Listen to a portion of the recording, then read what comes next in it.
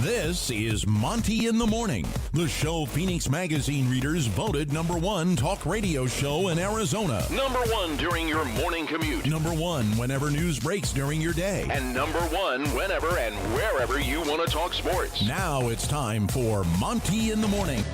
Hey, yo, man, how the heck are you? It is the Monty Show. Hey. Hello. Good to see everybody. Yeah, I see everybody warring in the comments already. We will have the very latest on Donovan Mitchell and the New York Knicks.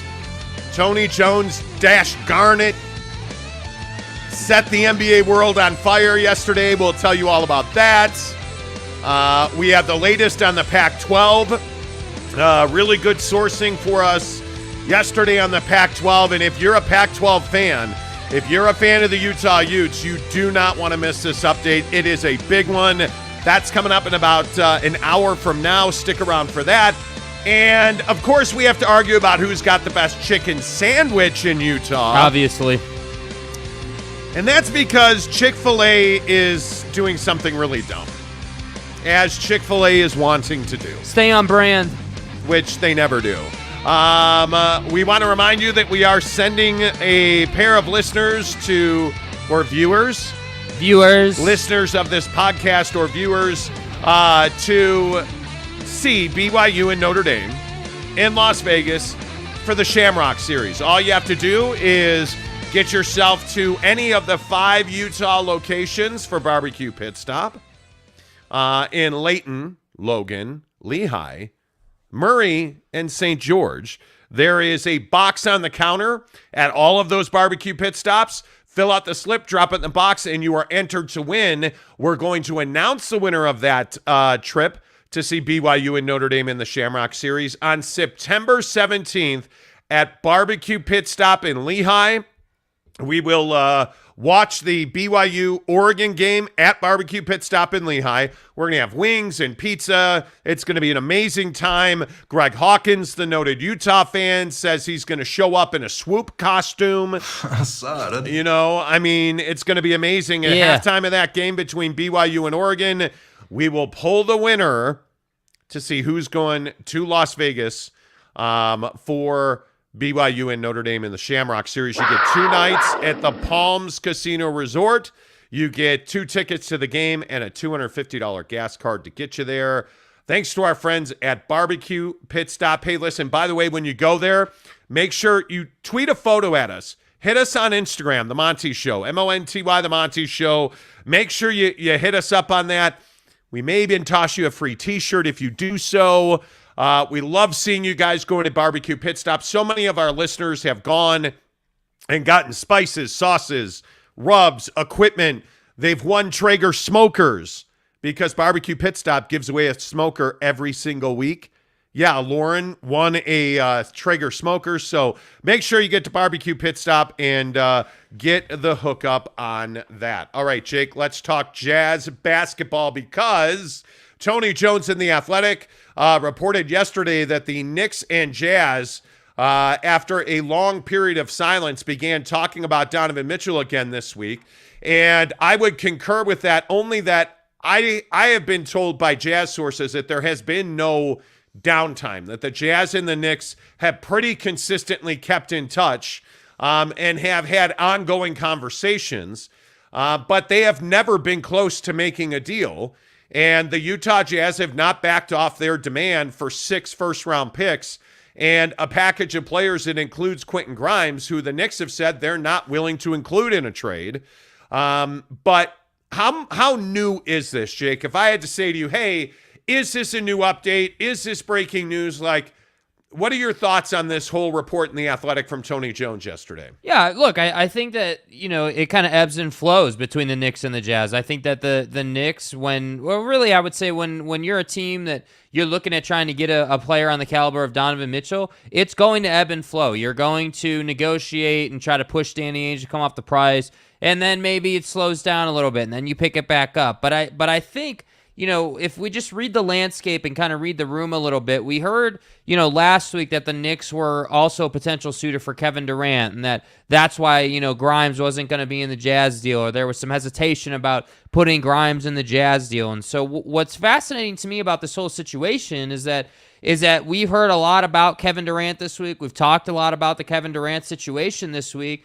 And all of a sudden on Wednesday, midweek, and really it was obviously yesterday after the show, you get this update or this story that comes out about how, well, the Knicks and the Jazz are talking again, and so to me, it's one of two things. To me, it's, okay, the Knicks went and tried to make something happen with the KD situation, and they didn't like what that outcome was, and they came back to the Utah Jazz. Or they just simply slowed down a little bit with the Jazz, and they took a few days off, and then they came back. Like I like kind of like what you said. Like, I don't think that it's not a situation where they talked for a month straight and then they took 3 weeks off and now they're back. Like, that's not what we're talking about. We're talking about, hey, it's an ongoing dialogue. Danny has his price. He's not coming off of it. But I think what's so fascinating is how it's perceived by the media and how this timeline is sort of working. And so what I'm getting to is that I think nothing with the Don situation is going to happen, in my opinion, until the Kevin Durant situation plays itself out. Because the Knicks have all these assets, and who wouldn't want to have Kevin Durant over Donovan Mitchell? I think that's obvious. I think we all agree on that. So, yeah, I tend to agree. I think the conversation is just ongoing. I don't think we've had some new huge development. That's kind of what I feel about it. Well, and I also think we've been told repeatedly,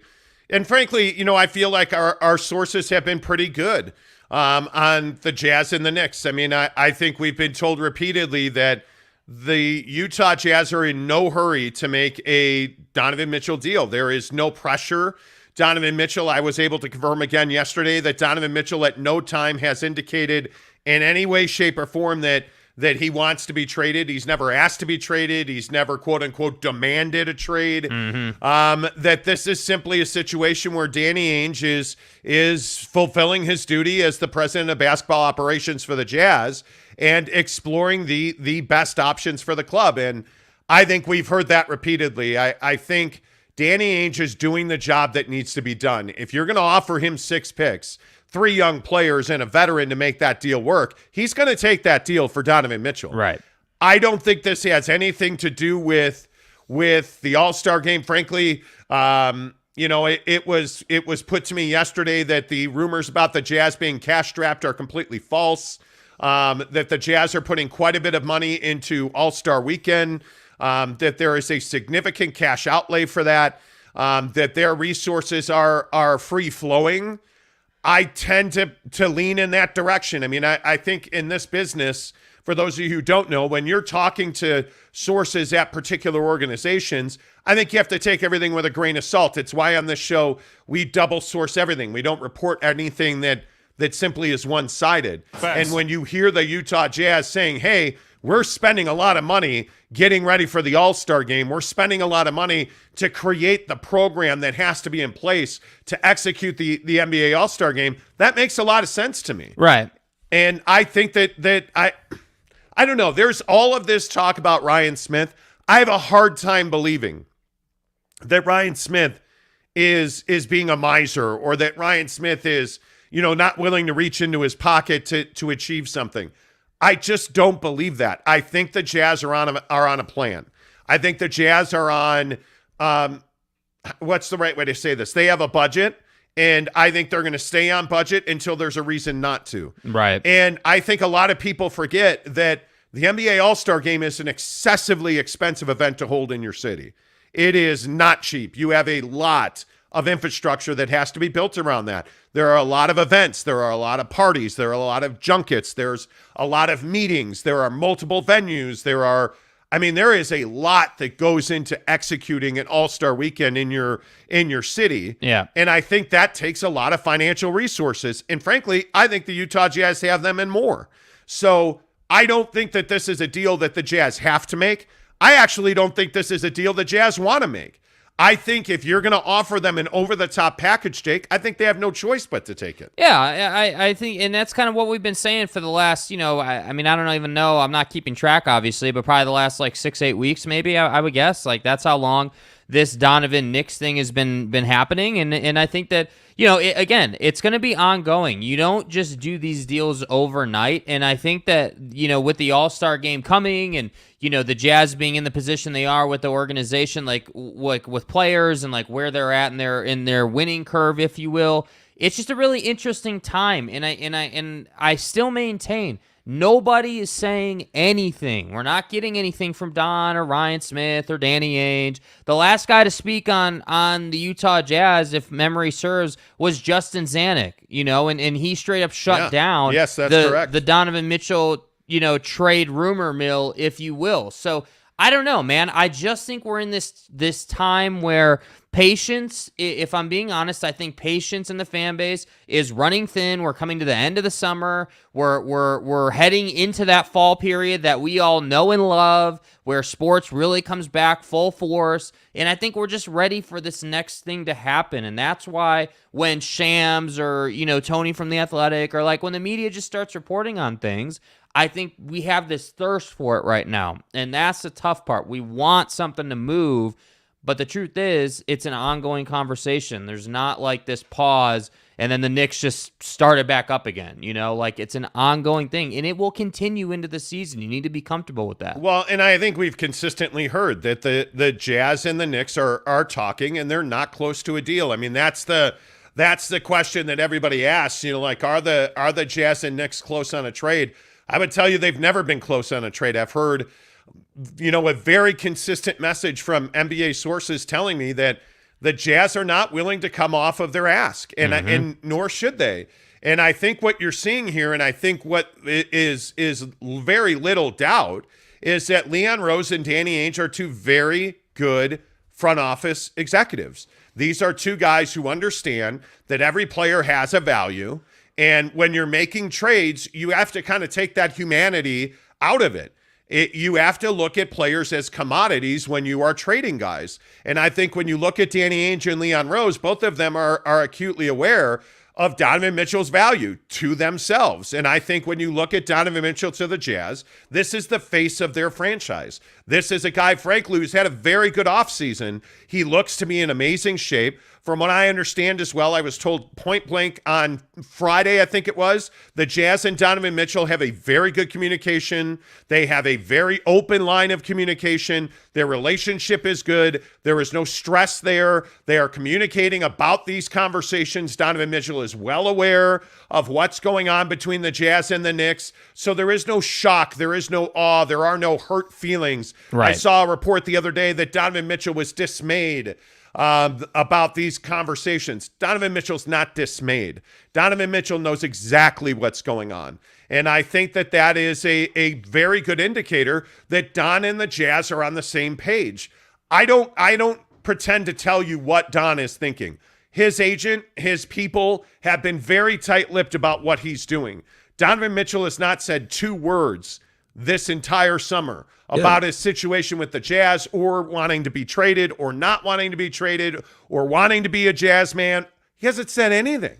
So until he does, I don't think anybody really knows where Donovan is at mentally. But from what I understand, the Jazz and Donovan Mitchell have a fine relationship. There is not stress. There is not strain. There is not a deal close between the Jazz and the Knicks.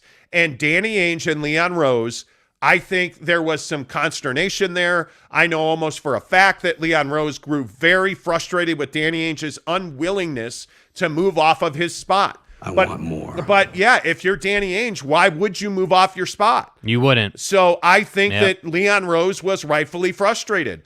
But Danny Ainge knows exactly what he's doing. He's a seasoned veteran operator in a front office capacity in this league, and there is no reason for him to settle on anything less than what I'm told is 6 first-round picks, 3 young players, and a veteran. That's what Danny Ainge's ask is. And in my opinion, if I'm Danny Ainge, I'm not coming off of that even a little bit. Yeah, there's just no reason to. You don't have, and this is the thing that people, I think, don't put enough value on.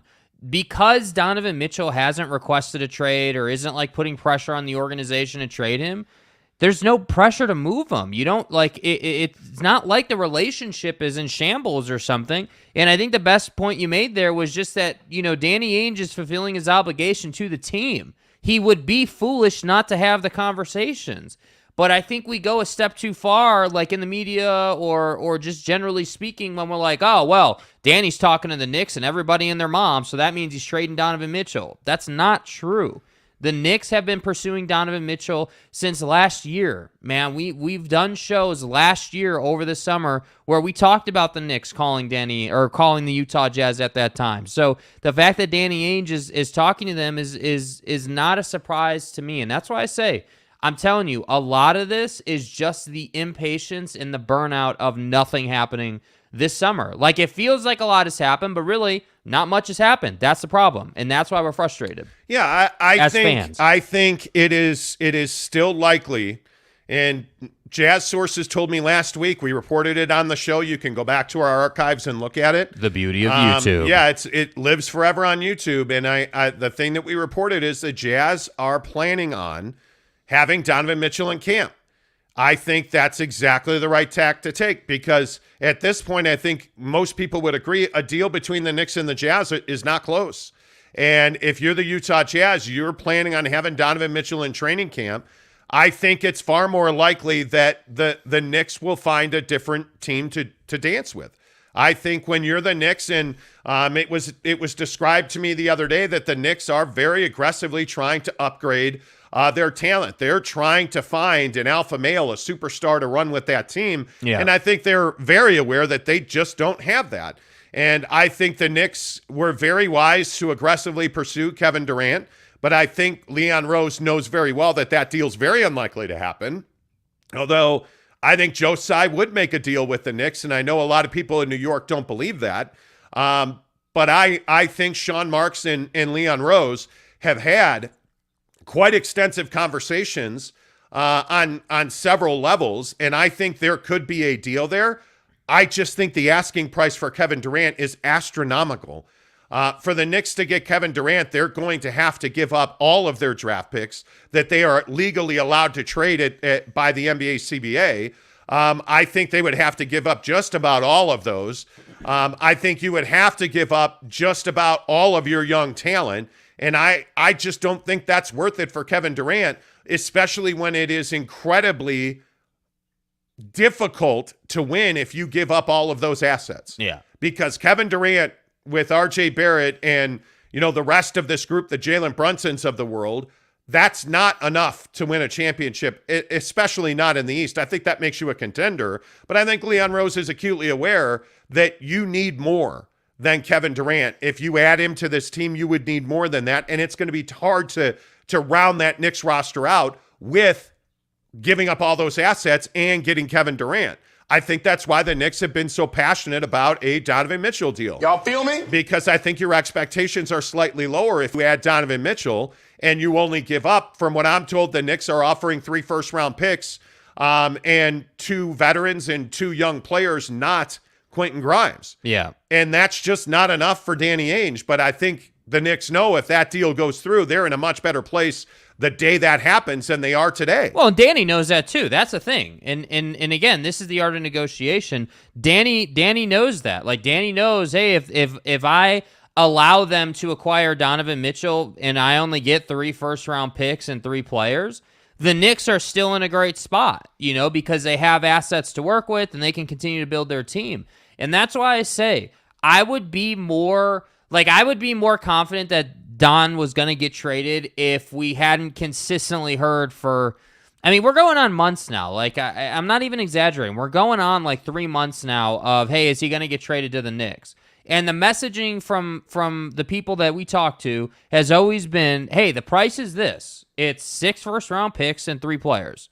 That's what it's always been. We've heard versions of that. Small, like details have changed a little bit on the fringe or whatever on the outside that makes the deal happen. But the essence of this deal is the 6 first-round picks. We've always heard that. At one point, there was conversation around protected or unprotected. Okay, great. But that's been the core of the deal. So that's why I say, if you're a Utah Jazz fan and you're looking at this situation, it's very straightforward. The price is the price. Leon Rose wants a discount, as I've been saying for however long, and Danny's not going to come off that price. And until that changes, Don's not going anywhere, because I don't believe, like Shams yesterday saying the Hornets and the Wizards called the Jazz. The Wizards and the Jazz have been talking for, I don't know, like 6-7 months, on and off. It's been an ongoing thing. And I think we also talked about the fact that the Jazz and the Wizards had a very serious conversation about Kentavious Caldwell-Pope before he wound up in Denver. Yeah. I know that the Jazz had serious interest in KCP.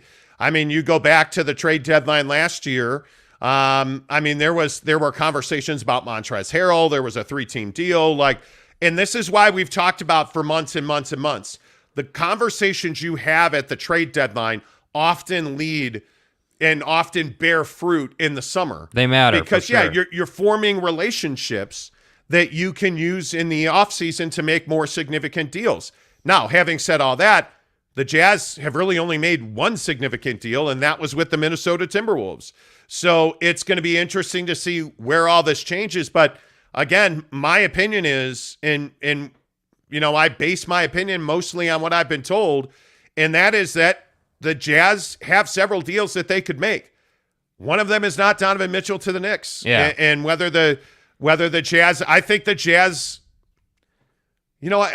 I just don't get the feeling from the Jazz and from NBA sources that the Jazz want to trade Donovan Mitchell. Yeah. It just has never felt to me. You can feel in this business around the NBA when you're talking to agents and you're talking to players and you're talking to guys, and you can feel when teams or guys want to be moved. Right. I just don't get the sense that Donovan Mitchell or the Utah Jazz want to make a deal here. I don't get the sense that Donovan's in any hurry to leave. I don't get the sense that the Jazz are in any hurry to trade him. And I that's why I lean to 80-20. He goes to camp with the Jazz.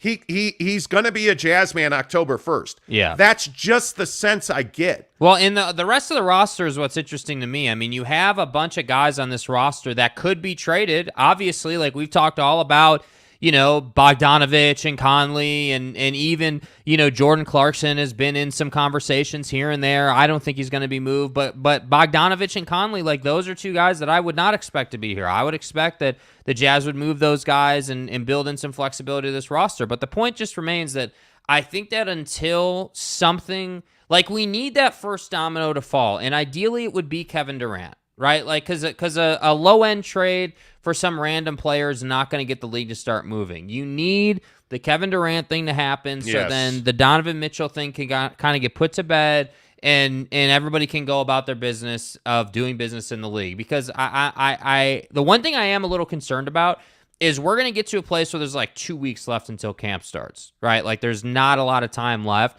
We'll get to that point as we continue on. And then, like, all these deals are going to happen.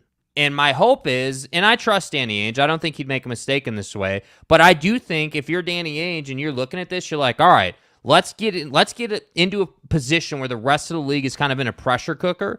And then let's take advantage of that. That's why I think Danny's so willing to be patient, because he knows that there's going to be a GM out there who hasn't made a move because the NBA has been in gridlock, essentially, and he can take advantage of that pressure. And I think that's good, basketballing, if you will. I think that's smart tactics, without a doubt. Well, I also think that there's just no onus on him to make a deal now. Yeah. I mean, I think if the Jazz had their druthers, they would make a Conley Bogdanovich deal and acquire a first-round pick or two and a player. And I think that's what that's ultimately what they would like to do, because I think, let's go, Schlepp. Yeah, when you look at their situation, this roster is not complete by any stretch. They need to add a 4 or 5 guy. They certainly, I think, would like to move Mike Conley off their books. I mean, he's an awfully expensive player for a team that needs a what's the right way to say this? A facilitator more. That they need somebody that is younger than Mike, that they can count on, who's reliable.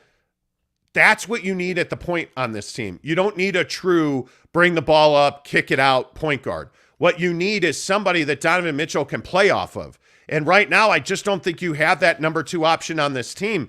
I mean, if your season started today, I mean, I have to believe that it is highly likely that Donovan Mitchell scores 30 points a game, because who else are you going to give the ball to? I mean, that to me, ultimately, that is where this situation comes to a head, is that you don't need a transformative deal. You already made that deal. I think what this Jazz team needs is to continue to reshape their salary cap, which means moving Mike Conley and moving Bojan Bogdanovic. Conversely, if you look at the Knicks are in a completely different situation. They have flashed a lot of cash. They have reset themselves. They made trades on draft night. You know, you got a guy in Jalen Brunson that you're likely going to get fined for tampering with. Mm-hmm. You brought him in, but you still have money to spend because of RJ Barrett's contract situation, which I think makes him less tradable, because there are not a whole lot of teams around this league that want to extend RJ Barrett off of his rookie contract. I frankly think it's one of the reasons that the Jazz are hesitant to talk about RJ Barrett in this deal. And I know that pisses off Knicks fans, but I can tell you right now, the Jazz and Knicks have had conversations about including RJ Barrett in a Donovan Mitchell deal. Yeah. And I think that the Jazz don't have an appetite for RJ Barrett because they're going to have to extend him. I think the only reason the Knicks would include RJ Barrett is so that they do not have to extend him.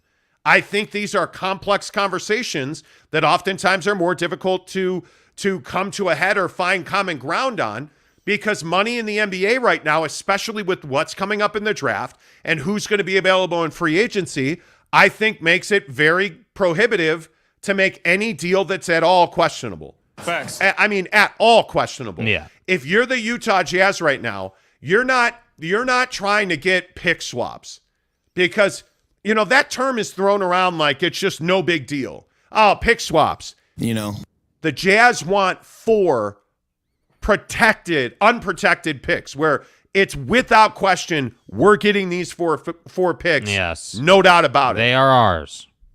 They're not going to trade a guy like Donovan Mitchell for, protected or unprotected. They're not doing it for pick swaps. They're unprotected picks that they are sure they can execute on. And if they can't execute on them, they can trade those down the line. I mean, it makes sense. It's what we've heard for 3 months. Yeah. Like it is like the day that Rudy Gobert got traded. And I see all your comments. Trust me, I'm coming. Give me 2 minutes here. I look at July 1st as a transformative day in the history of this organization. Because the day that they traded Rudy Gobert, they acquired significant assets. They acquired multiple first-round picks. For real. They acquired Walker Kessler. They got Malik Beasley, Pat Beverly, Jared Vanderbilt. They got all of those assets in that deal. And Danny Ainge can do whatever he wants with those. Yeah. Patrick Beverly, again, I will just say, I don't believe he's going to be on this roster at the 1st of September. I think they will trade Pat. They have a deal in place. Sources have told me that they can move him if they would like to do that. They have an interested party on Mike Conley. You can move Bojan Bogdanovic down the road. Yeah. They have deals they can make. But it doesn't make sense for them with all the money that they're going to have to inject into the community, into facilities, into preparations for the All-Star game. Mm-hmm. Does it make sense not to have Donovan Mitchell represent the Jazz in that All-Star game? It makes sense in one way. If you get an avalanche of compensation from the Knicks. Mm-hmm. And if I'm Leon Rose, I'm not paying the asking price. I'm just not. So that's why I say it doesn't make a lot of sense that this deal goes down. I think Donovan Mitchell will come to camp with the Jazz. I really do. All right, let's get your comments in here. Thank you so much. I see everybody commenting on this. I know that this has been a hot button issue. Funky Orion, good morning to you. What's up? Where you been, my man? Kurt Myers, good morning to you, friend. BB says if the Jazz are to give up Donovan Mitchell, we have to get 4 unprotected picks and 2 more picks and all the young guys we want, or we should just say no. I think that's where Danny Ainge is at. Yeah. Frankly. Agreed. Antonio Ruiz, good morning. He says, why is it always the Knicks chasing the conversation? you know what? I don't know that it's always been the Knicks chasing the conversation.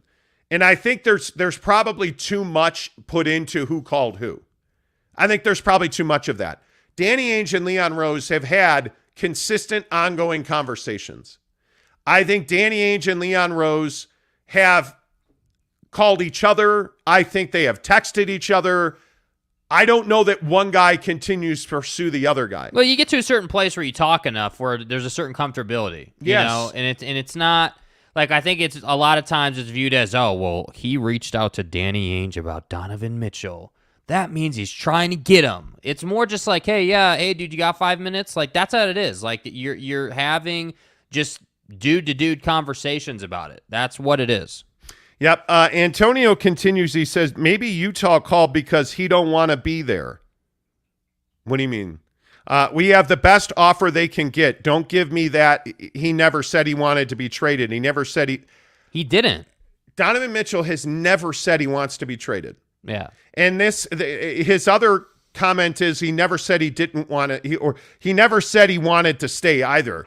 You don't have guys commenting on, man, I'm Steph Curry. I want to stay with Golden State. Yes. Hey, I'm LeBron James. By the way, I want to stay with the Lakers. Does the star player on every team have to say every year, hey, I want to stay with your mom? Like, that doesn't happen. How many guys around the league are like, oh, yeah, I want to be here. Can't believe it. Obviously not. How many guys come out and say, I want to be traded? How many guys demand trades? Usually what happens is guys don't say anything. And life goes on in the NBA. The obsession with, Donovan Mitchell doesn't want to be in Salt Lake City is crazy. It's just so unfounded. It's so unfounded. Anyway, we've talked at length about that. BB says, has he ever said he wants to be traded? The truth hurts, Knicks fans. That want Donovan to have asked for a trade so they can think they are getting Donovan for less. Yeah, I just don't see that that's... No. I don't see that that's a thing. Neville93 says, good morning, peeps. What's up? I think it's incredibly interesting that so many Knick fans are convinced he wants to leave Salt Lake City. Yeah. I just don't see that. I really don't. Ryan Scandura, good morning to you. He says, LOL, if Mitchell stays in Utah, they're a losing team. Well, you're not going to win a championship with him on the Knicks right now. You're not. And frankly, if I was a betting man, I would bet on Danny Ainge before I'd bet on Leon Rose. Yeah. I think Danny Ainge is in a situation where you have an owner that's proven he'll spend money. You have an owner that I think is a local guy that is absolutely passionate about seeing the Jazz raise a trophy. I think Danny Ainge as an executive is fantastic. Mm-hmm. Not that Leon Rose is a slouch or has done a bad job. None of that. But if I'm picking a guy to build a championship, there are a few executives I'd take over Danny Ainge. And by the way, everyone who says, oh, well, ESPN says they're a 26-win team. Yeah, sure. Right now, as constructed, are they a 26-win team? Sure. If you want to say that. I happen to think they're a mid-30-win team right now. And the truth of it is you're probably 2 moves away from being a postseason contender. Like, that's where you are. So if you keep Donovan Mitchell and you add 2 guys around him, you're in a good spot. Yep. Peter Bowen, good morning, too, says, Danny Ainge wants to rebuild. Use your common sense. The best course for a team who doesn't attract free agents. Well, I've always loved this. I don't know that free agency is the best way to build your roster in the first place. B, I think there's no doubt that Danny Ainge history tells you he can make trades that are significant. And like Kevin Durant, this is why we've talked so much about Kevin Durant. If I'm the Jazz, I am lighting up New Jersey's phones. There are a few teams in this league that have the assets required to take on Kevin Durant. The Jazz are one of them. Yeah. The Jazz are absolutely one of them. Let's be really clear, though. Danny Ainge's track record is not one of rebuilding, right? Like, everyone wants to say, oh, well, he rebuilt the Celtics, and he's the king of rebuilding. No, he's not. That's not how he does business. He is the king of making trades that transform organizations, that take you from where you were here when you were frustrated to being a championship contender for probably a 3 to 5 year window. He's going to make those foundational trades that put you on that collision course with an NBA Finals appearance. So yeah. He's not someone who's ever rebuilt teams through the draft. He's not going to be the Orlando Magic. The Jazz are not a team that's going to win 20 games. That's not what the goal is, and that's not where they're at, in my opinion. You're a team that is going to make more trades. I think you're going to build around Donovan Mitchell. That's my opinion. And I think, 6 months from now, when we're in the meat of the season and they're outperforming expectations because ESPN said they were a 26-win team, I would just say don't be surprised. Don't be surprised at all, because when you have a talent like Donovan Mitchell, anything is possible. Yep, Griff181, good morning to you, says Donovan is being the ultimate professional, but no star player happy with their situation wants to be dangled in trade talks. Well, I don't know that anybody's happy with the Jazz situation. I mean, you're coming off of a specifically a 2-year period, but you're really coming off of the last 3-4 years where you should have done significantly better than you did. Yeah. And the Rudy Gobert contract absolutely prevented you, in my opinion, from winning. I think the moment that Rudy Gobert put pen to paper on that deal, this team's fate was sealed. I mean, they were not going to win with that kind of money. Paying a guy that is very limited offensively and schematically is death during the playoffs, paying him 23.3% of your salary cap is foolish. You're throwing our budget a little out of whack. It is foolish. And by the way, I'd also say in the Donovan Mitchell comment about whether he wants to be here or not, you need to understand that Donovan Mitchell, all he cares about is winning. That's it. He just wants to contend for championships. So for Don, what is the conversation coming from Danny? Hey, man, we're not looking to trade you. We're not actively shopping you, but the Knicks have been calling consistently, so I have to have the conversation with them. So where do you come down on that? That's the conversation I personally believe they had last December before they traded Rudy Gobert. I think they got on the same page, and they told Donovan, hey, people are going to come calling. You're gonna hear all kinds of stuff about we're trading you and we're trying to move you. None of that's going to be true. We're having a conversation with the Knicks because they keep calling. And by the way, Donovan's a New York guy, so I don't think that he would, just be pissed that they trade him to the Knicks if that happened. I just think it's this gray area. It's a difficult thing to define. Yeah, I agree. Ryan Scandura says, LOL, if Mitchell stays in Utah, they're a losing team. I think no matter what, unless you win a championship, you're a losing team. Yeah. I've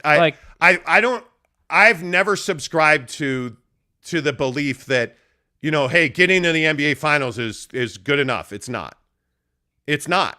Were the Suns happy to get to the NBA Finals and lose? No, they were not. It took a serious toll on their team. It ate away at their relationship with DeAndre Ayton because a lot of people blame DeAndre Ayton. You look at teams that go to the NBA Finals, they do one of two things. If they win, they go on and, hey, everything's great. You're a team like the Golden State Warriors, you build a dynasty, right? But if you're teams like the Celtics, the Suns, if you are, look at the Portland Trailblazers back in the Jordan days. Look at the teams that routinely go to the finals and lose. You don't recover from that. So it's not good enough to get there. You win or you lose. That's it. You are no different, in my opinion, at the end of the day, how many people can even recite who lost the NBA Finals year after year? Nobody. The Jazz were in a position where they should have won more. Conceivably, they should have won more and they didn't. So they're losers. Whether you won 52 games or 32 games, you lost. That's the bottom line. And the frustrating part, I think, for Donovan Mitchell is he doesn't believe, in my opinion, is in the last 2 years, he hasn't believed in his teammates. Yeah. He has not had faith that when he passes the ball, good things are going to happen. If you go to the Knicks, you don't have faith that if you're going to pass the ball, that RJ Barrett's going to knock it down, or it's not like you have some deep, incredibly talented roster with the Knicks. Your roster's not that much better, frankly, than the Jazz are offensively.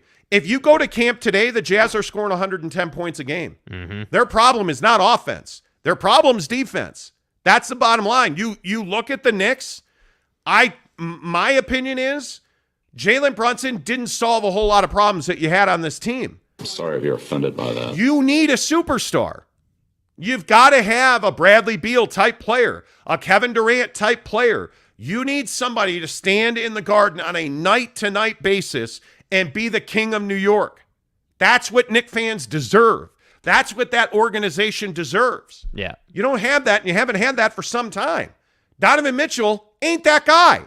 That's the other problem. Has he ever been that guy? No. Not up till now he hasn't been. Now, my opinion is he's having a tremendous summer, and I think Donovan Mitchell's going to roll out, and I think Don's going to score 30 points a game. And I think he has the potential to be that guy. But let's be brutally honest. I'm not giving you 6 picks for Donovan Mitchell. I'm not even having the conversation at 6 picks. Yeah. And I sure as hell am not in any conversation giving up Quentin Grimes. I've said that from the beginning. And this whole thing about RJ Barrett, I see all the Knicks fans getting upset that, RJ Barrett's never been in trade talks. I got news for you. Not 1 or 2, like 3 or 4 NBA sources have told me the Knicks would trade RJ Barrett today if they could. Today. They do not want to extend his contract. And I think the issue is, if they wanted to, wouldn't they have done that already? Yes. So, listen, we can go round and round about this. The NBA is a brutal, brutal business. It's not hard to read the tea leaves. And when you hear things and then you hear it from somebody else, and you talk to people, as we do on a regular basis, who have been dead on with the Jazz. The Jazz and the Knicks talked about RJ Barrett. The Jazz don't want to pay RJ Barrett. I'm going to say this again. Plain and simple. And I'm here to tell you the Knicks value Quentin Grimes far more than they value RJ Barrett. So that can piss you off. You can be upset about that. You can say, like, I see all the people saying they never did that. Okay, well, believe that. That's up to you. I'm just telling you, 3, 4 people have told us that. Yeah, dude. Not 1 or 2. 3 or 4 people. Listen, if you believe in RJ Barrett, that's great. That's your opinion. That's your prerogative. I have no problem with that. But I'm telling you, RJ Barrett is not the guy that's going to make a difference for you in your organization from a championship standard. It's not like adding RJ Barrett makes you a championship contender. Does it make your team better? Absolutely. He's a good player. It does. But there's a difference. There's two cut a guy here in this conversation. You've got the guy, the Kevin Durant's of the world, who you bring in and you give up a ton for, that make a difference and immediately take you to NBA Finals contention, right? You've got those couple of guys, and then you've got everybody else. So I don't really, I guess, understand why Knicks fans have so much trouble with this. Do you think that RJ Barrett is untouchable? Do you think that RJ Barrett somehow is some... Do you want RJ Barrett to be untouchable? I guess. This is what my consistent struggle is. When we talk to... And Jazz fans are guilty as anybody on this. Oh, God, you can't trade Rudy Gobert. We've... For 2 years. This one. For 2 years. Go find it on the channel. That's the beautiful thing. It's on the channel. For 2 years, we've told you they are going to trade. They tried to trade him last trade deadline. They were talking to people. They were talking to people last summer about it. When you sign a guy who can't score on his own to a $41 million AAV deal, you're going to trade that guy. RJ Barrett is a nice player. He is He's good nice. Player. He is not a championship caliber superstar. He's not. Nobody. I'm telling you now. Nobody's like, oh, yeah, RJ Barrett. Oh, man, let me extend him. Let me go spread that bread out to RJ Barrett. There's not an NBA executive who's like, oh, I got to have RJ Barrett. Come on, man. Are there teams who would like him? Sure. Sure there are. Will he eventually get paid? Yes, he will. I don't think the Knicks are going to be the organization that pays him. I think Leon Rose knows what he has in RJ Barrett, and I think he knows he can upgrade that position. And maybe that's the best way to say it. I think the Knicks look at RJ Barrett as a guy that they can upgrade. I'm going to say this again. I do. I've heard that repeatedly. Yeah. Somebody will pay RJ Barrett, but it won't be the Knicks. And if you're a Knicks fan, I just ask you, is RJ Barrett good enough? Is that the guy that you want? When the game's on the line, you're willing to put him with Luka. You're willing to put him with the LeBrons. You're willing to put him with the KDs, the Stephs, the Clays, the Drays. Kawhi. You're willing to put him with Kawhi, Paul George. Think about the best teams in this league. Who's the single best team in the East? Is he Chris Middleton? Is he even... Jaylen Brown. Is he Jaylen Brown or Jason Tatum? Is RJ Barrett, and that's a really good comparison, is RJ Barrett on par with Jalen Brown? I'm telling you he's not. RJ Barrett's a cut below those guys. RJ Barrett and Donovan Mitchell are on the same tier. One of them is going to take a huge step forward, and the other one's going to be watching. And based on what I've seen out of Donovan Mitchell this summer, my fervent belief is he's going to score 30 points a game this year. And we're getting tape on RJ Barrett. There were some highlights the other day that came out. I mean, he's definitely working, but I just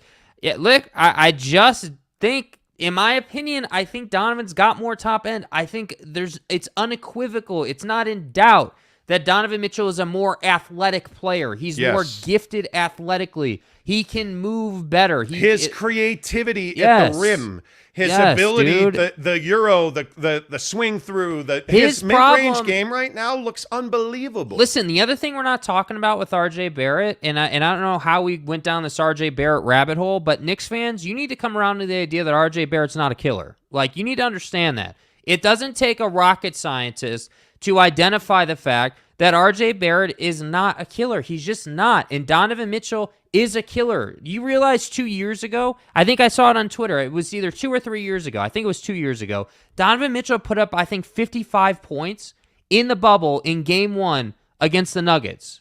In the playoffs. 55 points. He is the third player to ever do that. Like, this guy is a special player. RJ Barrett didn't do that. Yep, I agree.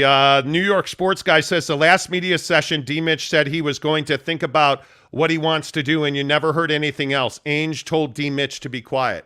Okay, well, nobody's telling Donovan Mitchell to be quiet. That's not a little Number worse. 2, that media session was just after they got knocked out of the playoffs, and Donovan Mitchell said he needed some time and space.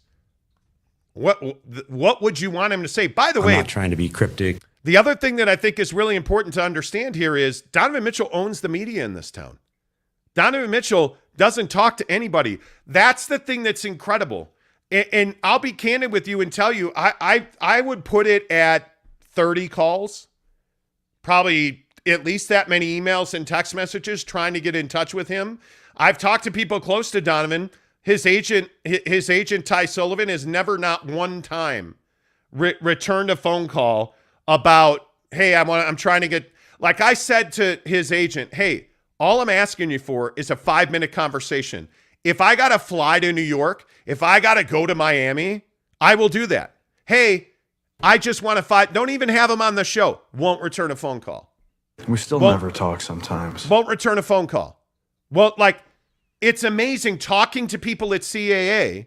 All they are willing to say about Donovan Mitchell is, he is not unhappy in Utah.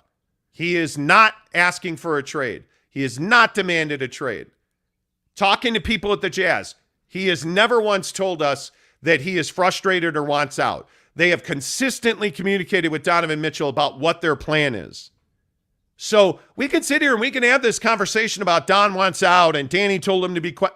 Nobody tells Donovan Mitchell to be quiet. Yeah. Nobody has to tell him, hey, don't talk to the media. By the way, another question that should be brought up for Knicks fans.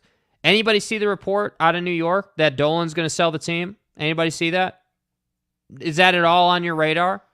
Yeah. They're not going to spend. Dude, if your owner is going to sell the team in a couple of seasons once the Las Vegas project is done, you really think that they're going to go and make all these huge trades and financial commitments on the basketball side if he's going to sell the team in a couple of years? Come on, dude. I don't buy that the Knicks are going to do anything outlandish. I think the Knicks are willing to do what they're willing to do, and Danny's willing to do what he's willing to do, and they're not close, and that's what it is. And I think that's why the Knicks are the Knicks, with all due respect.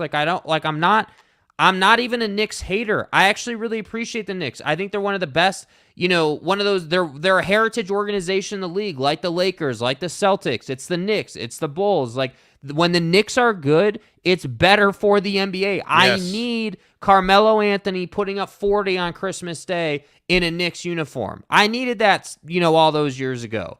Who's that guy? Who's going to be the next Carmelo Anthony? Because it's not RJ Barrett. It's not Jalen Brunson. It sure as hell is not Julius Randle. Who's going to be that guy? I think it's to be determined.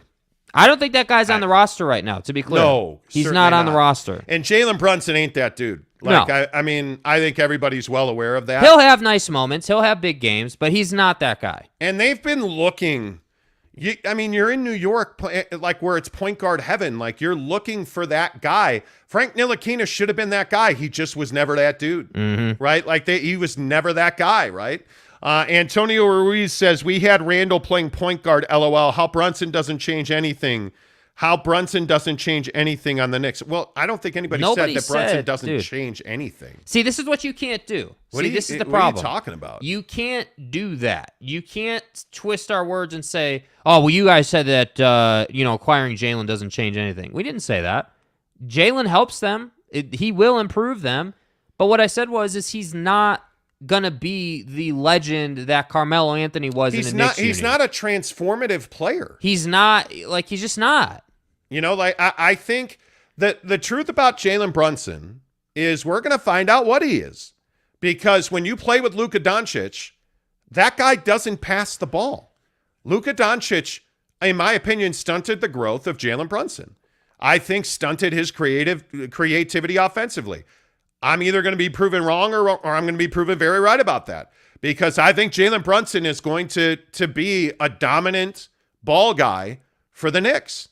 And he's really good in the mid-range. We've seen him operate in the paint. Nobody has to tell the Jazz that Brunson can play in the mid-range, right? Jalen Brunson was better when Luka Doncic was out. When Luka came back, Jalen Brunson was limited. And my question is, who's the Luka Doncic on the Knicks? Well, there's not one. So you would think that if you bring this group back together and you don't add Donovan Mitchell, you would think that Jalen Brunson's going to be an alpha there.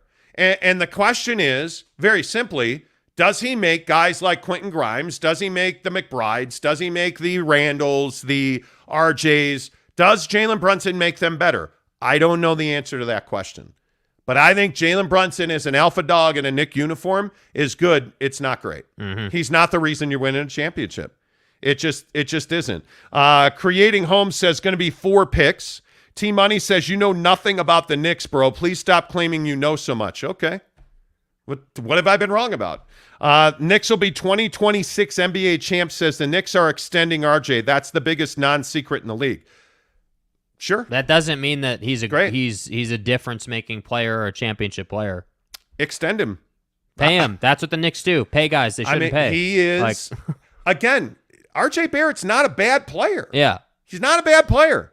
RJ's a guy that he's good enough, but he's not. I will just go, is Knick fan, is he the guy that you think is going to carry you to a promised land of any kind? Does he take you to the top of the Eastern Conference? No. You extend RJ Barrett. Does he put you with Milwaukee? Does he put you with Philly? Does he put you with Chicago? Are the Knicks better than the Bulls right now today? Obviously not. They're not. And extending RJ Barrett does not make you better than the Bulls, right? Like, you're probably, if you look at what's going on in the East, there's been actually pretty significant movement in the East. If you look at, Washington's going to be trash. I don't worry about them, but I would think Toronto's going to be better. Everybody on that roster is going to be a year older for better or for worse, right? So you look at Milwaukee, I think Milwaukee's going to be better, although that Giannis comment about playing in Chicago, am I the only one that found that to be a little odd? But this is what happens when guys talk. Yeah, which is why a lot of guys don't talk. So, anyway, let's see. Malik Shabazz says they don't have to sign Barrett till the end of this year, and they're trading Randall to open up space to re-sign Barrett. I would have traded Julius Randle at the deadline. But do you see what I'm getting at with the RJ Barrett thing? You're talking about, and again, trade Julius Randle, totally good with it. Yeah, move on from him. But you're talking about the reason you're trading Julius is to open up space to sign RJ.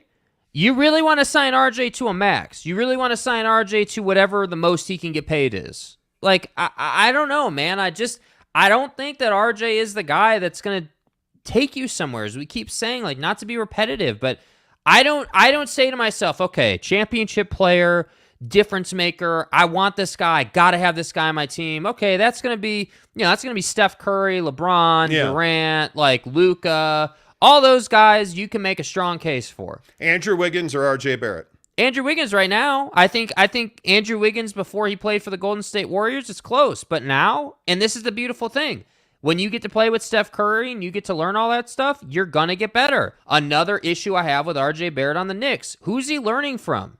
There's not anybody on that team he's learning from. Well, and I think Andrew Wiggins showed you he can carry you when your best players, and that's what championship caliber teams are. And I think this is who RJ Barrett can be. I think RJ Barrett can be the guy who fills a gap when a Steph Curry or a Klay Thompson is struggling. When Draymond Green's struggling to get off in Boston, RJ Barrett can step into that kind of void. Andrew Wiggins has done that already in the biggest games of his career in the NBA Finals. Right now, today, I'm taking Andrew Wiggins, but RJ Barrett's going to be 22 years old. Every year he's gotten better. His three-point percentage, I think, was better last year, and this has been something that's been talked a lot about. He took exponentially more shots per game from three last year. I think he took another 2 shots a game from three last year. RJ Barrett's gotten better, and he's still just 22, gonna be 22 years old. Yeah. Like, I think there's a lot of upside. I just don't ever see RJ Barrett being the alpha male that leads your team to a championship. I just don't see him as that guy. He doesn't, in my opinion, the biggest thing is I just don't think he has the demeanor to do that. Yeah. Certainly not in New York City. I mean, you look at how difficult it is to achieve greatness in New York. There's a reason that New York is going through a cold streak. Look what the media is doing to the Yankees. Mm-hmm. The Yankees are having a terrible August. Terrible after a dominant July. They are having a dreadful August.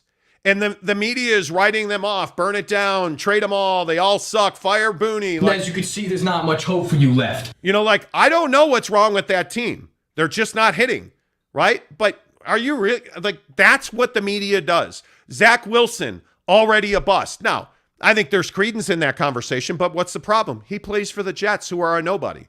And the Giants are a nobody. And the Knicks are a nobody. And the Nets are a nobody. The Mets, frankly, are the best team in New York right now, right? So it's a very difficult place to go and win. So when you're talking about, hey, is RJ Barrett that guy? No, I don't think he's that guy, especially not in New York. Especially not in New York. So anyway, all right, let's get a couple more comments in here. Jose Rivera says, logically, if you hear any non-Jazz analysis, you are going to find other points of view. Yeah, maybe. Sure. DW says Barrett will be better than Donovan Mitchell. I just don't see that happening. I disagree. I think Donovan Mitchell right now is probably on the cusp of top 10. If he brings, and he has done this consistently over the last 3 years, if Donovan Mitchell brings development back to the game this year, so he clearly has to be a better, more wanting, capable defender. There's no doubt, because the system is not going to feed everything to Rudy Gobert, which, by the way, I think that's part of this conversation. Mm-hmm. When you talk about RJ Barrett versus Donovan Mitchell, RJ's a better defensive player than Donovan. I don't even know that there's an argument to be had there, right? But I think Donovan has been in a system that has said, okay, hey, well, feed it all into Rudy. Feed it all into Rudy. I think that's been their defensive game plan for the last 3 years specifically. I think Donovan Mitchell, we've seen in these open runs and we've seen in his work, his footwork is already way better than it was at any point last year. At any point last year. So that's certainly something that I would be looking at. And I think Donovan Mitchell, I certainly believe that he is going to bring a much larger, and maybe the right way to say this is a much more significant presence in the mid-range game. His tool bag in the mid-range is pretty good. Yeah. Based on what we've seen. He is added to depth to his mid-range. His three-point shot's easy for him now. Yeah. That's what he came back with last summer, is he showed up with easy three-point range. Now he's got to become a killer. He's got to become Chris Paul, Devin Booker, DeMar DeRozan. He's got to become that level of mid-range player. And if Donovan does that, he's top 5 in the league. Cold-blooded, clean, methodical, and thorough. Absolutely. He'll score 30 points a game, and he'll be a top 5 player in this league right now this year. If he shows up with that mid-range and his footwork truly is as good as it looks in these summer workouts, which one of the things, I mean, you can't who cares how many points you scored at the Drew? Like, it's not about how many points. With all due respect, it doesn't matter, right? Yeah. But what you see historically in these summer workouts is the little mechanical things. Donovan Mitchell's footwork is significantly better in these summer workouts. Frank Corona Jr. gives us a $5 tip. Appreciate you very much. He says, would 3 unprotected New York picks, 2 protected picks from other teams, Toppin or Quickly plus salary, get the deal done? I do not think that gets the deal done. I think Danny wants 4 unprotected picks.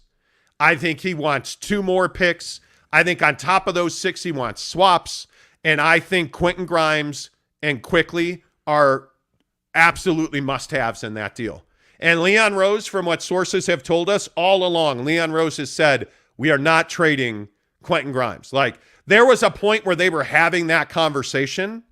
And to go back to the RJ Barrett argument, when the Knicks were talking about, hey, RJ Barrett, Danny Ainge immediately went to Quentin Grimes. And I think Leon was willing to, at some point, have that conversation at 3 picks, but not at 6 picks. Yeah. And now I just think that Leon's at a point where he's never going to include Quentin Grimes for Donovan Mitchell. I don't know what it would take to get Leon Grimes to trade Quentin, or Leon Rose to trade Quentin Grimes to the Jazz for Donovan Mitchell. I mean, it'd have to be 2 picks. Yeah. I wouldn't do that deal. Honest to goodness, I would not do that deal. If I'm Leon Rose, I'm not willing to trade Quentin Grimes. I'm just not. New York Jazz fan, good morning to you. He tips us $1.99. He says, great show as always. Let's hit that like button. Yeah, please give us a thumbs up. It really helps this show grow. If you're not subscribed, please hit subscribe, click the notification bell. All of that really helps this show grow. And, frankly, you guys have done an unbelievable job. I mean, we do this show in my son's basement. Right. I mean, if you ask all the Twitter experts on our show last night told us that we do this show in, I guess, what's my basement, even though I don't have a basement. So, So whose basement is this?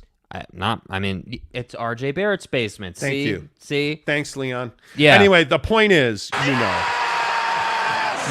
appreciate you very much, MI Jazz fan. Talking about the very latest on Donovan Mitchell to the Knicks and what the Knicks are, wanting, what the Jazz are willing to do. Like we've talked about this pretty consistently over the last, 6 weeks at this point, I guess. Forever. And, you get this feeling that both sides, I think, would be open to a deal. I just don't think that either side is desperate to make this happen. I think the Jazz are in a position where, again, you're hosting the All-Star game this year. It would be incredibly awkward for the NBA, in my opinion, to say, well, hey, yeah, they don't have a star. They don't have a starter. Because, is Jordan Clarkson an All-Star? I don't know. We'll see. Fringe All-Star. Maybe, maybe not. 6th man of the year. He's got the potential. But Donovan Mitchell's an All-Star. If Donovan Mitchell's on this team, he's representing the Jazz in the All-Star game. There's just no doubt about that. Yeah. So I think when you look at the Jazz, it'd be awfully difficult to sell a fan base and not have a Utah Jazz star in that game. Yeah, I think there's a lot of credence to keeping Don for just that purpose. I think that Donovan Mitchell helps you sell jerseys. He gives you representation in the All-Star game. Your star players do that for you. RJ Barrett does that for the Knicks, right? Like Jalen Brunson does that for the Knicks. I just think that the All-Star game, when it's in your building, you want to put on a good show. So I'm not sitting here certainly saying that they're not doing this deal because Donovan has to represent them in the All-Star game. That definitely isn't the case. But I just think that it would help the Jazz a lot to have him there. For sure, representing them. We'll see. All right, let's get your comments in here. Ryan Scandura again. Here Utah is desperate. Why entertain all these offers? What all these offers? Hold on. Wait. What are they desperate for? Help me understand. What are they desperate for? What is it that they're just so thirsty for? But, Jake, they only have 3 years of club control left on Donovan Mitchell. Yeah, and he's definitely leaving at the end of those 3 years, right? Like, he's for sure out. Because Donovan Mitchell hates playing here because he said that exactly 0 times. Yeah. Right. Okay. 0. I don't understand that Got it. Okay. That whole narrative. That's one I've always struggled with. Let's see. Rance says rebuild more important than the All-Star game. Yeah, but I think, Boyd Lake, here's the thing. I think Danny wants to rebuild around Donovan Mitchell. I mean, we've heard that, easily since December. And then they trade Rudy Gobert, and what's the first thing that Adrian Wojnarowski reported? Now, I know we don't know what we're talking about, right? Like, according to Knicks fans, we're the stupidest basketball people in the world. Like, for instance. But we told you in December that the Jazz were going to build around Donovan Mitchell. We told you in December that they were going to trade Rudy Gobert. So then the trade of Rudy Gobert happened, but we're stupid. And then B, what did Adrian Wojnarowski report about the Jazz? That they were building around Donovan Mitchell and they are not going to trade him. And then what did Adrian Wojnarowski report about the Jazz? Well, if they get blown away by an offer, they'll trade Donovan Mitchell. Mm-hmm. Which is exactly what we reported like a week before that. So, by the way, just saying, all the air quotes receipts are on YouTube. Go find it. I mean, I'm happy to have you go fish through our archives. I really am. Like, that's the best part about being on YouTube. And we can't hide from what we've said. Yeah. Knock yourself out, man. Let's see. JJ47K says, keep your all-star then and sell your jerseys. I don't know if those jerseys are going to... The Jazz jerseys... Yeah, I don't think people are buying highlighters, bro. Yeah, we'll see. Sorry. Pudge NYC says Clarkson will rep the Jazz. Absolutely, he could be an all-star, no doubt. Because, if, let's say you do trade Donovan Mitchell, Jordan Clarkson's a starter. Because you're not going to trade... I don't think you're trading Jordan Clarkson and Donovan Mitchell. I don't think that's happening. I don't see any way, shape, or form that you're doing both of those. DW says Utah's best bet is to trade everyone away for picks and tank for Victor.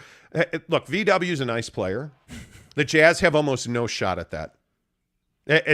They have no shot at the number one overall pick in the draft. What is your percentage on that when you're in the lottery? Isn't it like 15% or something? When you're when you get to get that number one overall pick in the lottery. And frankly, you are in a situation where, do you know how hard it is to get that pick?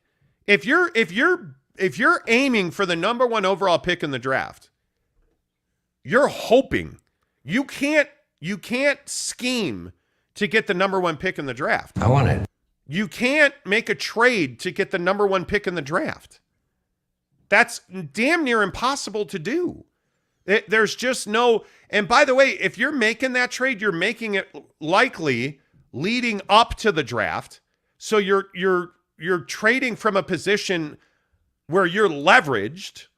Like it just doesn't, it's not something Danny Ainge has ever done. You're burning your organization down for the chance to get the number one overall just pick. For the opportunity. Chance. It's not even guaranteed that you're getting the pick. And who has any, it just makes no business sense. It makes, if you are aiming for the number one pick in the draft, you're doing basketball wrong. Yeah. That's just not how you win championships. The days of Steph, Clay, and Dre, do you understand how much pain they went through to get that? Mm-hmm. Do you understand how bad and for how long they were bad to get that? Yeah, anyway. I don't see that that's an actual plan. I really don't. Hola Billy says, Jazz fans don't give a damn what the Knicks fans think. Y'all are the ones watching. Well, we appreciate you being here. Major Money Entertainment TV says, I was saying this when they was at the game. When you were saying what? Knicks will be 2026 champs, says Clarkson is a fringe all-star, but you wouldn't re-sign RJ. No, that's not what I said. That's not what I said. What I said is somebody's going to pay RJ Barrett. But if I'm trying to build a right now championship caliber club, no, I am not extending RJ Barrett. Yeah. And I'm not picking RJ Barrett over Donovan Mitchell in any way, shape, or form. I'm not. And by the way, if I'm the Knicks, I probably am extending RJ, but you still got to go get a superstar. Yeah.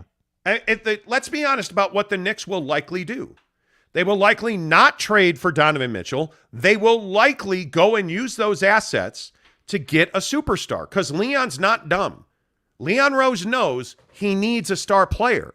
Leon Rose knows he doesn't have a star player. He knows that RJ is a good role player, so you're probably going to re-sign him. The money isn't even that much money. It's just you're tying yourself to him, and he's got to continue to grow and develop, right? But do you want to pay for him to grow and develop while you try and win a championship? It is when you have a guy like RJ Barrett and your stated goal is to do things differently than you've always done things, which essentially, I mean, Leon Rose has said about 2 words total to the media. By the way, but Leon doesn't. Does that mean he wants to be traded? I was going to say, that kind of seems like a theme, right? Guys don't talk, and that means they want to be traded, right? Oh, boy. Anyway, my point is, I just think Leon Rose has a plan. He's on schedule. And let's wait and see who the superstar is he gets, because you and I both know he's going to get a superstar. The Knicks deserve that. The Knicks deserve that. No matter if you're a Knicks fan or not, on the very minimum, the Garden needs that. New York needs that. Knicks fans deserve. Look how long Knicks fans have suffered. They're what that's like these days? They're this bitter because they've suffered for so long. Right? Like, you're probably changing your head coach before you win a championship. Right? I mean, you may not. I don't know. Would it be a shame to win a championship with Jimmy Dolan as your owner? Yeah.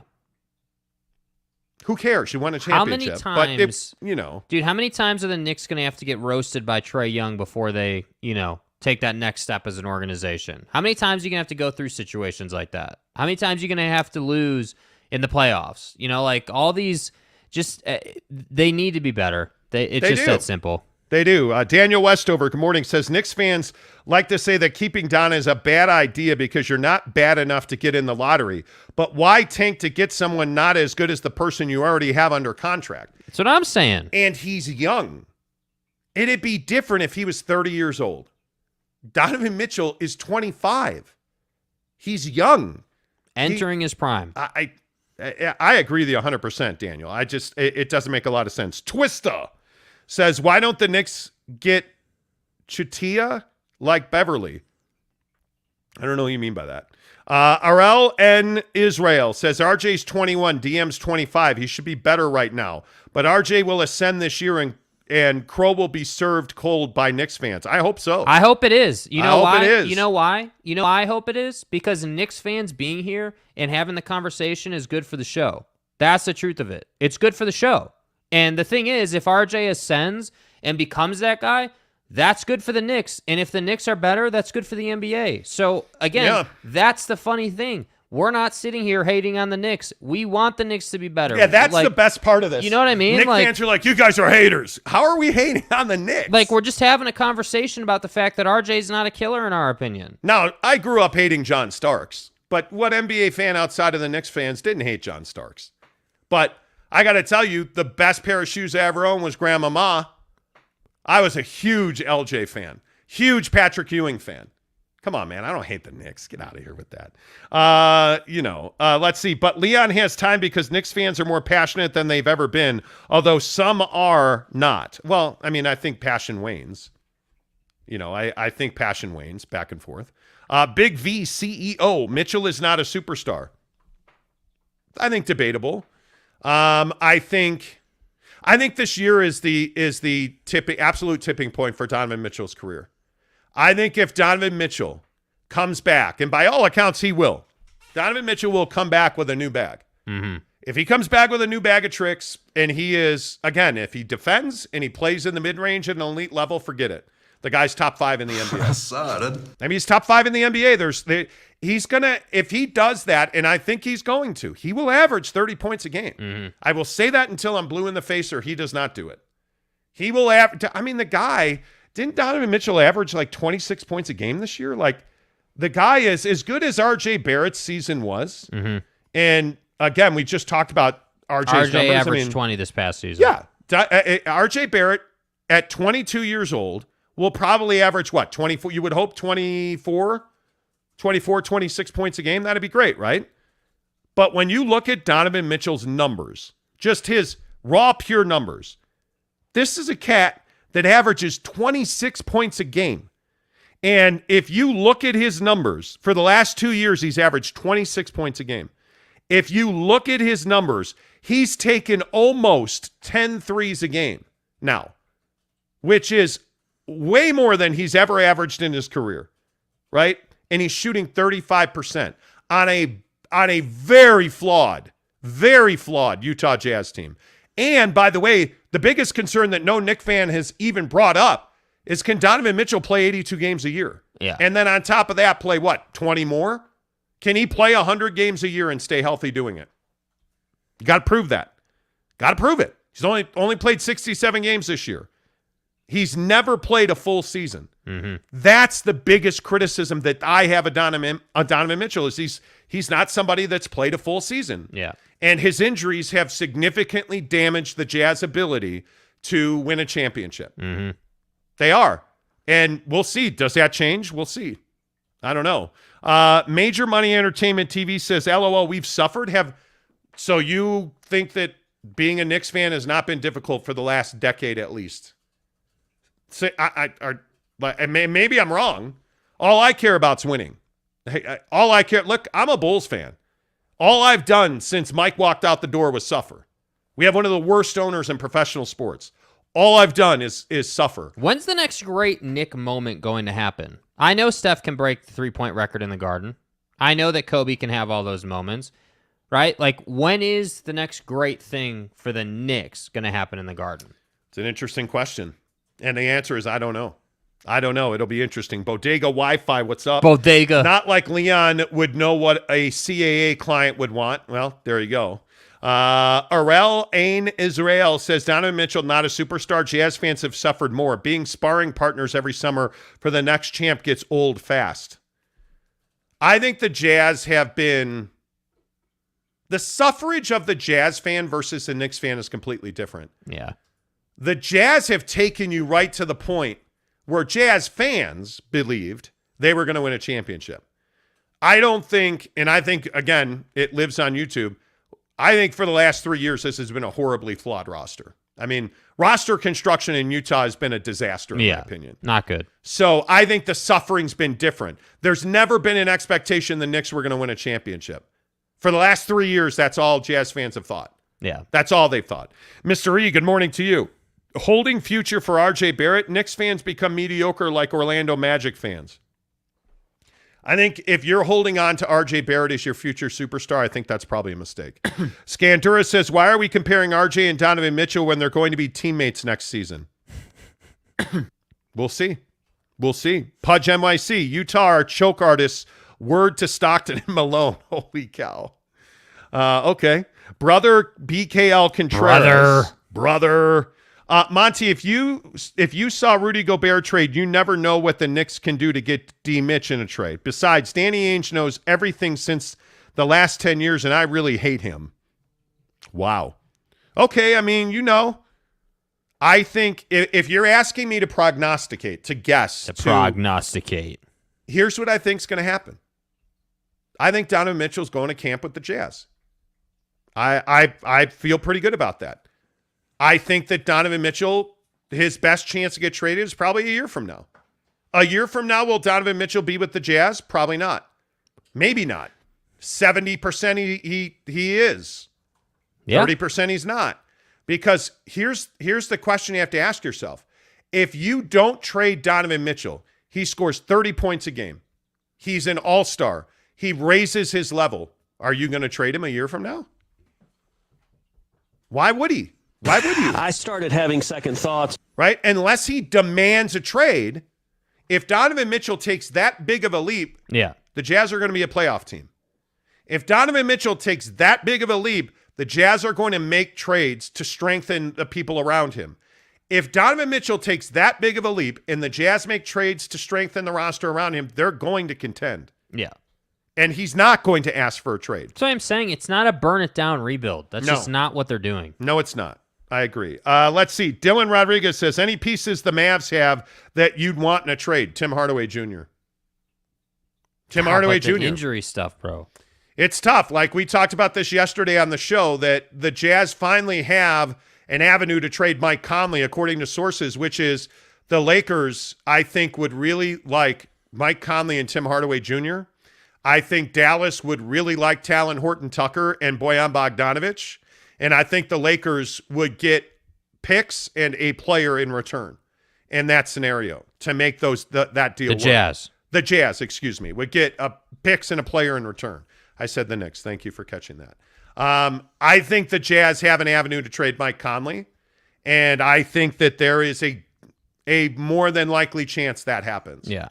Because I think Bojan Bogdanovic has real value to championship contenders. Definitely. He plays a lot of games. Now, that shot he missed this year in Dallas really hurts because that was an open look that Bojan Bogdanovic should have knocked down. Too fucking bad, man. But I think the Lakers really like Tim Hardaway Jr. and Mike Conley. I think the Lakers really like guys that get hurt constantly. That's what I think the Lakers like. Yeah, I'm not telling you that's a smart deal for the Lakers. I was going to say, if they want to take them, great, make the deal. You know what I mean? Send them out. I would right now. I mean, that's just me. I would not. All right, let's see here. Kay Nurin says New York will be wanting what the Jazz have, Don, and winning.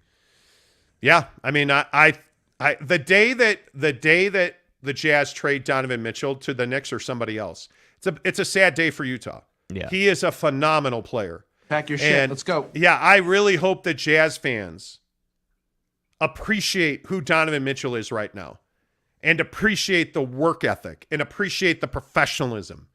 And I think Danny Ainge and Ryan Smith do. I think that's why they value him so highly, because Don's not a problem. Donovan Mitchell's not a problem. He's not a locker room menace. Right. He's a guy that you know right now.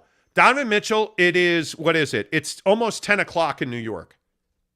Donovan Mitchell is somewhere working. Donovan Mitchell's I think he's in Miami right now.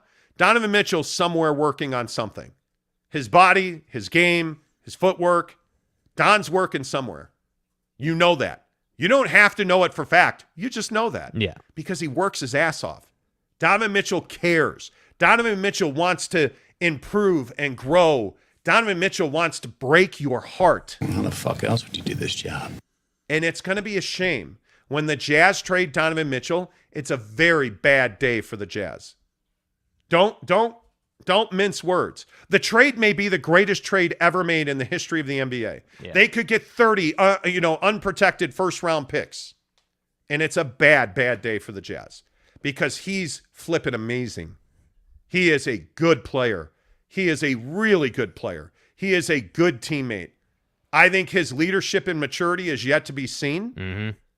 But make no mistake that when they trade him, Jazz fans will have undervalued him. Jazz fans will have underappreciated him. Donovan Mitchell's a guy you want on your team. Yeah. And I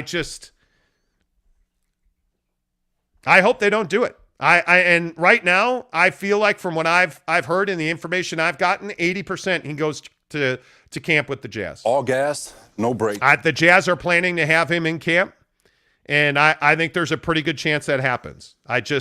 Yeah, man. I hope they don't trade him. Mesh, good morning to you. He says, the Knicks are garbage. You have accomplished as much as the Orlando Magic the last 5 to 10 years. That was my point. That was my point. If you're the Knicks, and I know everybody in here that's a Knicks fan is saying, oh, well, you're just ripping RJ. But I'm asking you to be honest about RJ Barrett. Or anybody on this roster. Jalen Brunson. I mean, pick your Knick. Is there an alpha dog that can lead this Knicks team to a championship?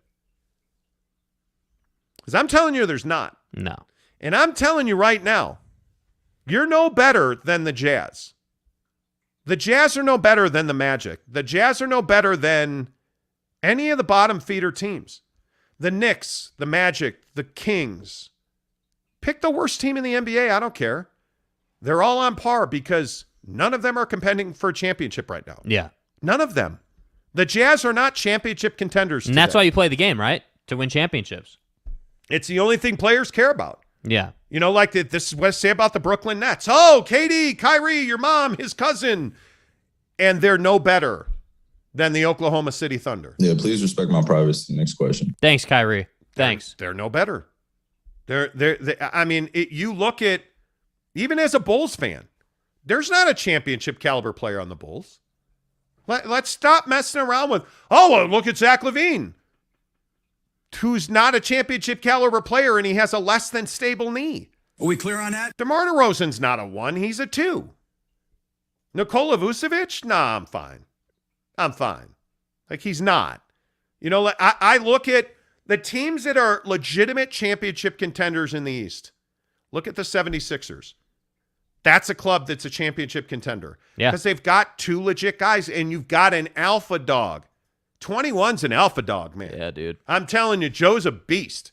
You look at Milwaukee. They've already been there. They've already done that. If Chris Middleton can stay healthy, he's played a lot of basketball. If Middleton can stay healthy and Giannis continues to stop talking about the Bulls, which is dumb, they're a championship contender. But other than that, who is there is Atlanta now a championship contender? Well, it's Minnesota. Yeah, Minnesota. Yeah. I've seen some of those comments this morning. Yeah. But if you look at the West, Golden State very clearly. Yeah. Is Klay Thompson going to be better than he was in the finals? I think so. Are they going to pay all those guys? Yeah, I think they will. Does Kuminga and Wiseman ever turn into something? We'll see. Are the Suns can you really today say the Suns are a championship contender? With DeAndre Ayton on that roster? I can't. I think Chris Paul is 47 years old now. Right? Devin Booker's their guy. I don't think they're a championship contender. Book has proving to do, in my opinion. Yes. What about Memphis? What about Denver?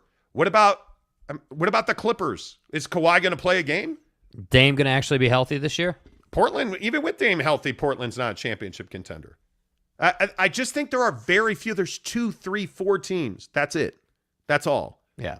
That's it. And we haven't seen and that's today on August 17th. That's today. We got to see what happens the rest of the offseason. That's to me, that's the biggest question. Let's see. Brother BKL Contreras. Brother. Also, good morning to everyone in this channel. Why did I say that? I don't know. I have no idea, but good morning to you as well. While Will the Thrill with a thumbnail of Jordan Clarkson. The difference with the Jazz and the Knicks is no superstar will join Donovan in Utah. In New York, he has a better chance to team up with a superstar. In free agency, I would agree with that. Danny Ainge is not a free agency guy. He's a trade guy. I'll just go back, and again, if you're just tuning into the show this morning, we're like 90 minutes into this conversation. Danny Ainge and Sean Marks of the Nets make a deal for Kevin Durant. Kevin Durant, is he going to show up and play in Utah? Yes. Does he have a choice? No. What the fuck are you, Ranger Rick? Doesn't have a choice. Got to show up and ball out. Put the note on your chest, even that horrendous white uniform thing, put it on your chest, and let's go play basketball. And if Donovan Mitchell and Kevin Durant play together and they win a championship, is Kevin Durant in a hurry to get out of Utah? Yeah, take it. See ya. No, he's not. Is Donovan Mitchell in a hurry to get out of Utah? No, he's not. I'm telling you, you're going to trade for guys. Yeah, there are ways to do this correctly. There are ways to keep Don around for 10 years. Yeah. DJ Geo says, we are in year 3 of a rebuild. We are. Okay. We don't need Mitchell to rebuild. We're not getting fleeced. I would agree with that. Leon Rose is not going to get fleeced. But dude, saying you're in year 3 of a rebuild is a little ridiculous as well. Like you weren't rebuilding the last 2 seasons. You were trying to win. Top Junkie says, good morning, my Utah brothers. Brother! We as Knicks fans have been in NBA purgatory since 98. Same year James Dolan's daddy bought his team. Coincidence? Reporters now saying Dolan will sell. Our luck is turning. I hope they do. I'll try to stay calm and not curse. Boyd Lake says, got to stop thinking players won't come to Utah. But that's part of this conversation as well. Mm-hmm. And I talked about this last week. You got to stop thinking, well, we're a little Utah over here. Just a bunch of Mormons. Time to go tithe. That's not what Utah is. Utah's a major market. You got to start thinking like a major market. You got to start acting like a major market. You have a billionaire tech guy as an owner. Right. Start acting like it. Start behaving like that. Start transacting like that. You have the NBA All-Star game here this year. Behave like that. I'm a man. Your financial house is far better than it was before. Yep. Like, we've got to stop this thing where there's always a stigma and a reason why we cannot. That's just not the way to live your life. Why can't we? Yeah. Can't do that. Well, here's why we will. Here's how we will. Facts straight. Here's what we're going to do. You can't think that way. You can't. Peter Bowen says, why? Because you're wasting his talent with rebuilding pieces. So the Jazz have all rebuilding pieces? I don't think so. I disagree with that wholeheartedly. Kurt Valenti says, Boston offering Brown. What do the Jazz have? Nothing. Yeah, Jalen Brown's a nice piece. Jalen Brown's a very nice piece. What are you talking about? Knicks haven't done anything in free agency. There's a reason why nobody wants to sign. Agreed. Well, Jalen Brunson's not nothing. Now, granted, the family ties. But he's the first guy the first notable guy in some time. Yeah. You know. Yeah, I agree. Face says, New York Jazz fan is ridiculous. Ewing fought the Bulls. Yes, we lost to them, but losers is a stretch. Jazz is no big club. The Knicks have operated at an embarrassing level. For how long? For how long? Too long. Too long. You're in New York, bro. It's not good enough to be a terrible team. It's just not. Like, It's not good enough for the Jets to suck like every single year in every single year tell us, oh, well, we drafted Zach Wilson. We drafted Mark Sanchez. We drafted Sam Darnold. We drafted all these guys, and they all seem to suck. Zachy Poo. So whose fault is it? Is it Zach Wilson's fault or is it the Jets' fault? Is it RJ Barrett's fault or is it Dolan's fault? Whose fault is it? You know? Like, it's real. Like, it's not a lot. I'm telling you, these guys. Why are you paying Aaron Judge? Yeah, like, what are we doing? But again, here's the difference. The Yankees have won. Yes. So the Yankees get the benefit of the doubt. The Mets haven't won anything, right? The Mets haven't done winning in like 10 years. Yeah, it's been a long stretch. It's nice to see the Rangers competitive again. You know, like Boston's done a hell of a lot more than New York has recently. I'd remind you of that. Well, Boston, I mean, between the Red Sox, the Celtics, the Patriots. The Bruins. I mean, look, I'm a Chicago fan, man. We don't win ever, anything, ever. I mean, the Cubs should, nope, not doing it. Nope, not doing it. Let's see. Greg Hawkins, good morning to you. He says he leaves us a $20 super sticker. Appreciate that, my man. Good to see you. You know, Arel says Salt Lake is not Cleveland. I'm a New Yorker who would love to visit Utah and have zero interest in visiting Cleveland. Wow. Ooh, how about that? The Los Angeles Chargers, who no longer play in San Diego and have a shitty owner, signed Derwin James to a 4-year, $76 million extension that makes him the highest paid safety in history. Good for him. Wow. That's big money. Pudge NYC says Utah is the next OKC. Get out of here. What do you mean Utah is the next OKC? Seriously. So Kevin Durant's coming here then? Is that what you're saying? They're going to have Harden, Durant, and Russ? Oh, shit. Man, would that be the wrong way to go? Eric Fernandez says Jazz have never won anything. Nope, don't have a championship. They haven't. Yes, Joe Kerr, Tanner Plummer says. Ryan Buckley says nobody wants to live in Utah. That's why I seeing all these New York license plates? Well, a ton of people want to live in Utah right now. Yeah. A ton. Yes. Of people. Cash Out James says Knicks culture has clearly changed the last 2 to 3 years. Everyone just wants to troll the Knicks for viewers. I think your MO has changed. You're moving in the right direction. There is no doubt about that. I mean, it's now you've got to take that. I feel like the Knicks are at that place where now you got to take that next big jump. Mm-hmm. You know, like you need to trade Julius. You've got to get that money off your books. And I think you've got to add a legit foundational superstar. You have to do it. Have to. You need somebody.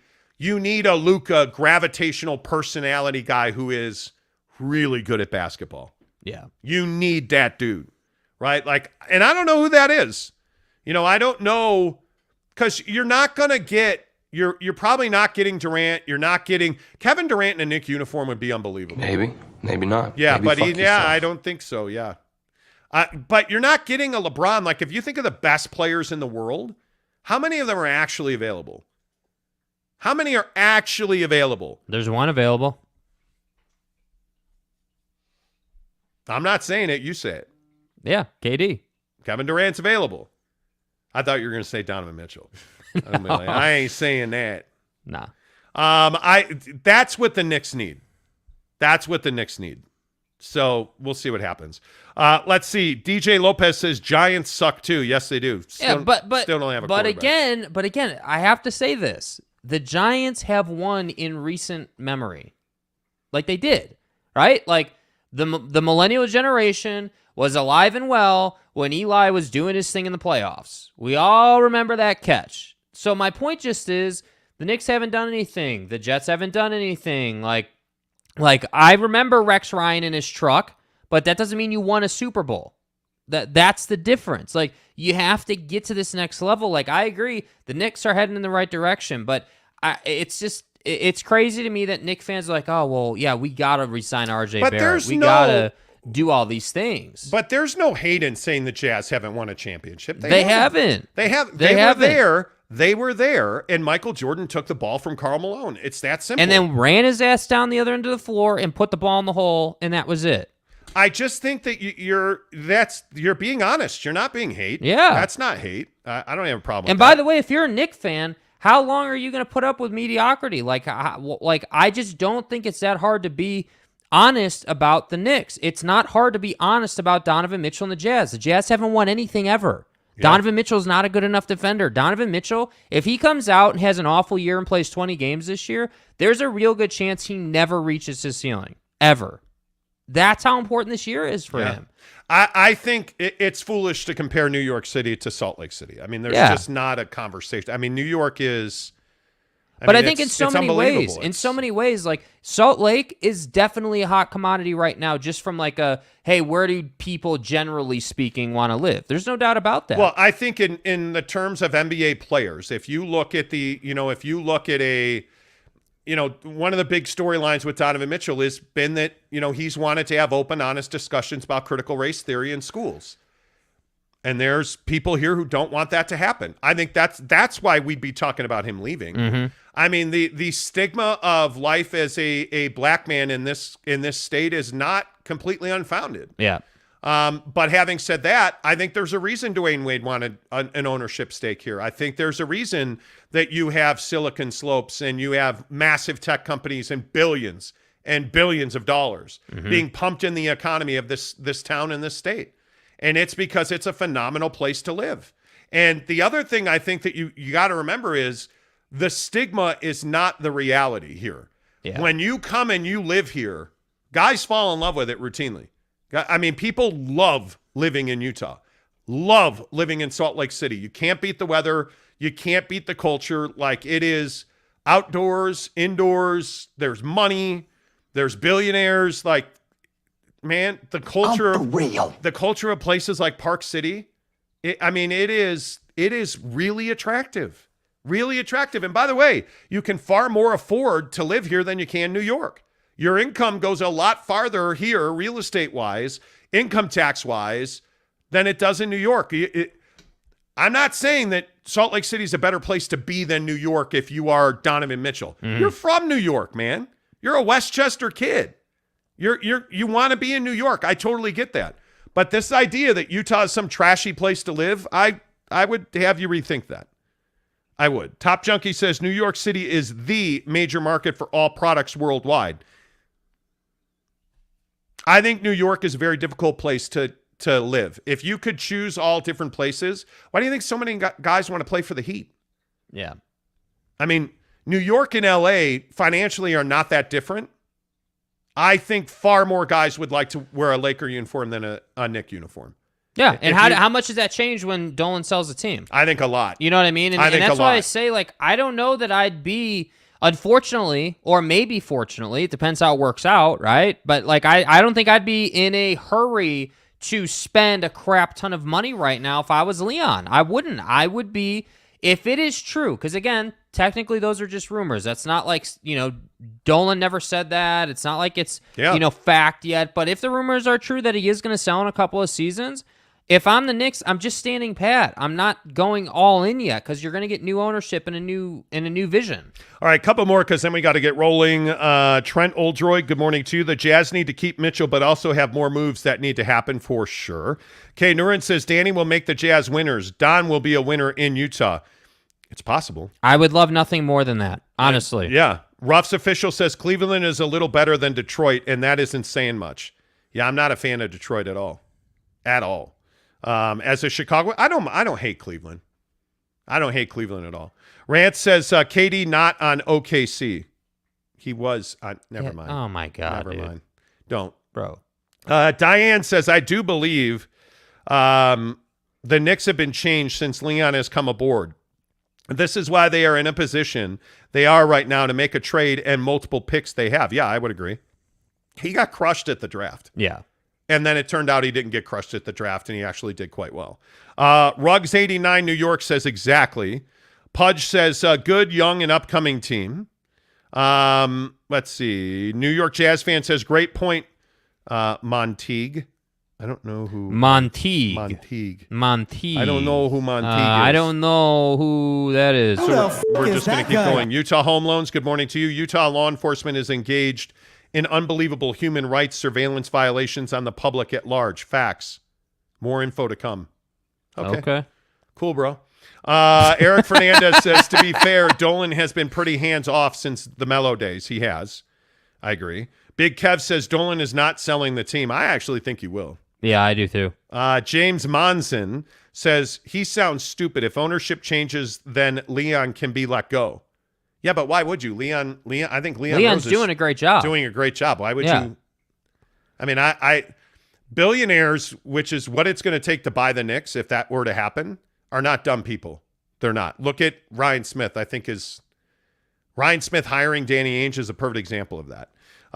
Ruggs says, if you need clicks, put the Knicks in your title. Works every day. I don't know, does it? I have no idea. We don't do Knick titles very often. We do Jazz titles here. Giants come from wild card to championships. That is epic, Kurt Meyer says. Yeah, that was a great run. Yeah. And ended the Patriots' run of an undefeated season. Angel Flores says, Don will win the All-Star MVP this year in a Jazz uniform. That'd be great. That'd be great. Let's see. Leon cooked Ainge. How did he cook Ainge? They haven't made a deal. The Comic Keeper says, amen, Utah Melon. Okay. And host a gigantic NSA data center in Riverton that's straight out of Orwellian nightmares. Okay, cool, bro. Kenai Johnson says the direction the Knicks are going and have far they have got in the last few years, why they throw it all away on one player, even if it is Donovan Mitchell. I wouldn't. I would not. But that's just me. Hey, don't forget we're giving away a trip for two to see BYU and Utah.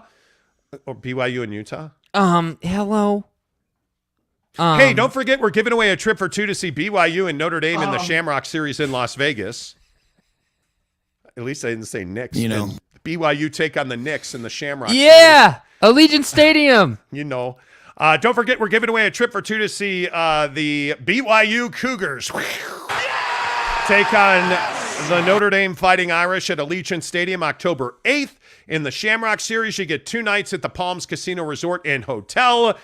You get 2 tickets to the game and a $250 gas card to get you there, and it's all able to be won at Barbecue Pit Stops. 5 locations, Logan, Lehigh, Layton, St. George, and Salt Lake City and Murray. All you have to do is walk in. There's a box on the counter that's got Jake's ugly face on it. A box! It's a picture of him in the basement he doesn't even own. Yeah, it's not my basement. Fill out the slip, drop it in the box, and then come see us at the Barbecue Pit Stop in Lehigh on September 17th. We will draw the winner's name at halftime of the BYU-Oregon game. Yes, sir. We're having a watch party. BYU and Oregon. We're going to have smokers lit up. We're going to have wings, pizza. It's going to be amazing. It's September 17th at the Barbecue Pit Stop in Lehigh. We will announce the winner at halftime of the BYU-Oregon game. BYU. Our BYU Notre Dame drive-away is all courtesy of our good friend, Devery Davis at Academy Mortgage.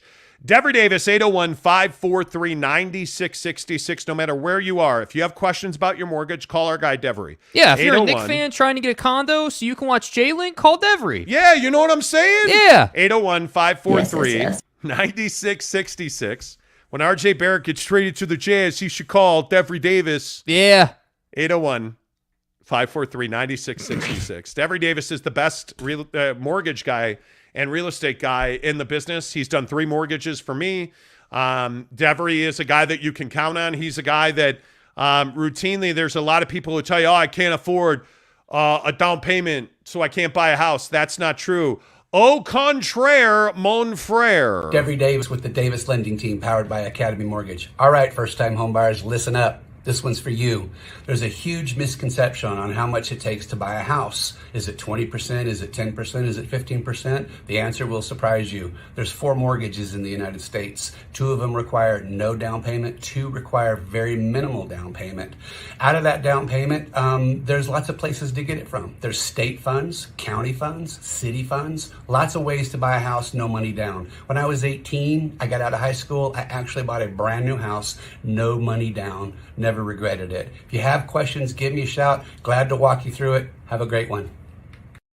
There you go. That's Devery Davis at Academy Mortgage. And just like he said, no matter where you are, there is a situation where you can buy a house. If you don't have money to put down, Devery Davis and Academy Mortgage has a plan for you. NMLS number 278545. Devery Davis and Academy Mortgage are equal housing lenders, and they present our BYU Notre Dame drive away to the Shamrock Series in Las Vegas. Hook it up, barbecue pit stop, bbqpitstop.com. Let's talk a little Pac-12 football because we had a pretty interesting conversation yesterday.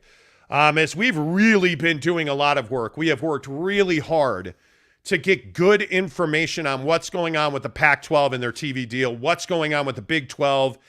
We have really dug into it. We have reached out to 30s and 40s of peoples and stuff. And we were able to find out yesterday that the Pac-12 has kind of hit a ceiling, a glass ceiling, if you will, where they're not able to crawl over the $300 million mark. And it is really turning into a situation where the Pac-12 is finding itself in straits that is questioning whether or not the Pac-12 is an actual commodity anymore. This is a code 10 abort. Because what we've heard is that ESPN really is the only one that is hard after the Tier 1 rights. They are working with others to bring in other tiers. But at this point right now, between Fox and ESPN, they're looking at about a $300 million cap, which is $30 million per the 10 teams. But the issue is that's only average annual value, which means that not every team is going to get $30 million. And it really brings the question forward, hey, what are we looking at for a TV deal in the Pac-12? And here's what I've been told yesterday by sources in the TV industry, and that is that ESPN wants 2 late window games per week with the Pac-12. One of those is obviously going to be on TV and be their prime TV radio game. But the other one is going to be for ESPN, the app, their ESPN Plus and ESPN app. Mm-hmm. And then what you're looking at is the other tier 2 being probably Fox at this point. And Fox would get the prime early schedule game on that particular week for the Pac-12, who at that point would be the Pac-10 if nothing changes. And the real issue is that Fox doesn't have an appetite to be a tier 1 provider for the Pac-12. What Fox really has an appetite for is creating big games, early season big games, where you have a Big Ten SEC big time game.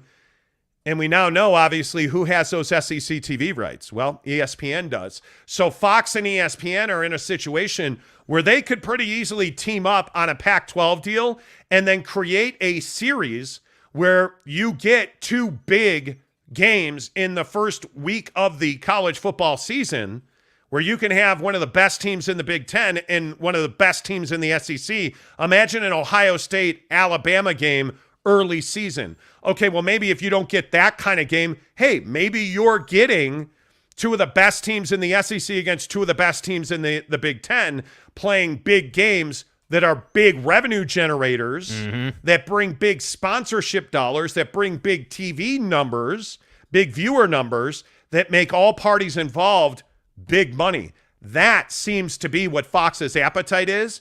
And what's really scary if you're the Pac-10 right now or the Pac-12 is you're in a situation where you're arguing with people who have commonality. You're arguing and negotiating with people at ESPN and Fox who have every reason to work together to hold your AAV down, to hold that money down, because they have other products that they can do business on. And if ESPN and Fox are able to come together on a Pac-12 deal, they can leverage the Pac-12 for their millions of viewers per game, those late window games. They can leverage the Pac-12 for those and then go and do a deal together with the Big Ten and the SEC. And by the way, who's the real winner in all of this? It's the Big 12, because the Big 12 doesn't have to act right now on a TV deal. I think the Big 12, from what I understand, has been very patient and has been very quiet for one reason alone. They know the Pac-12 has zero leverage. And the other thing that is very interesting in what we're hearing is that other schools, other institutions are unwilling to join the Pac-12 right now. That other major institutions that the Pac-12 is pursuing to remain a viable conference are not willing to have the conversation to join the Pac-12 because they know right now there's no money in that. $30 million, and let's just say across all institutions that every school is getting $30 million, which is not going to be the case, but let's just say that happens. Exactly which institutions are attracted to that? Not many. Certainly not the San Diego States of the world. Is a Blessed State attracted to $30 million a year?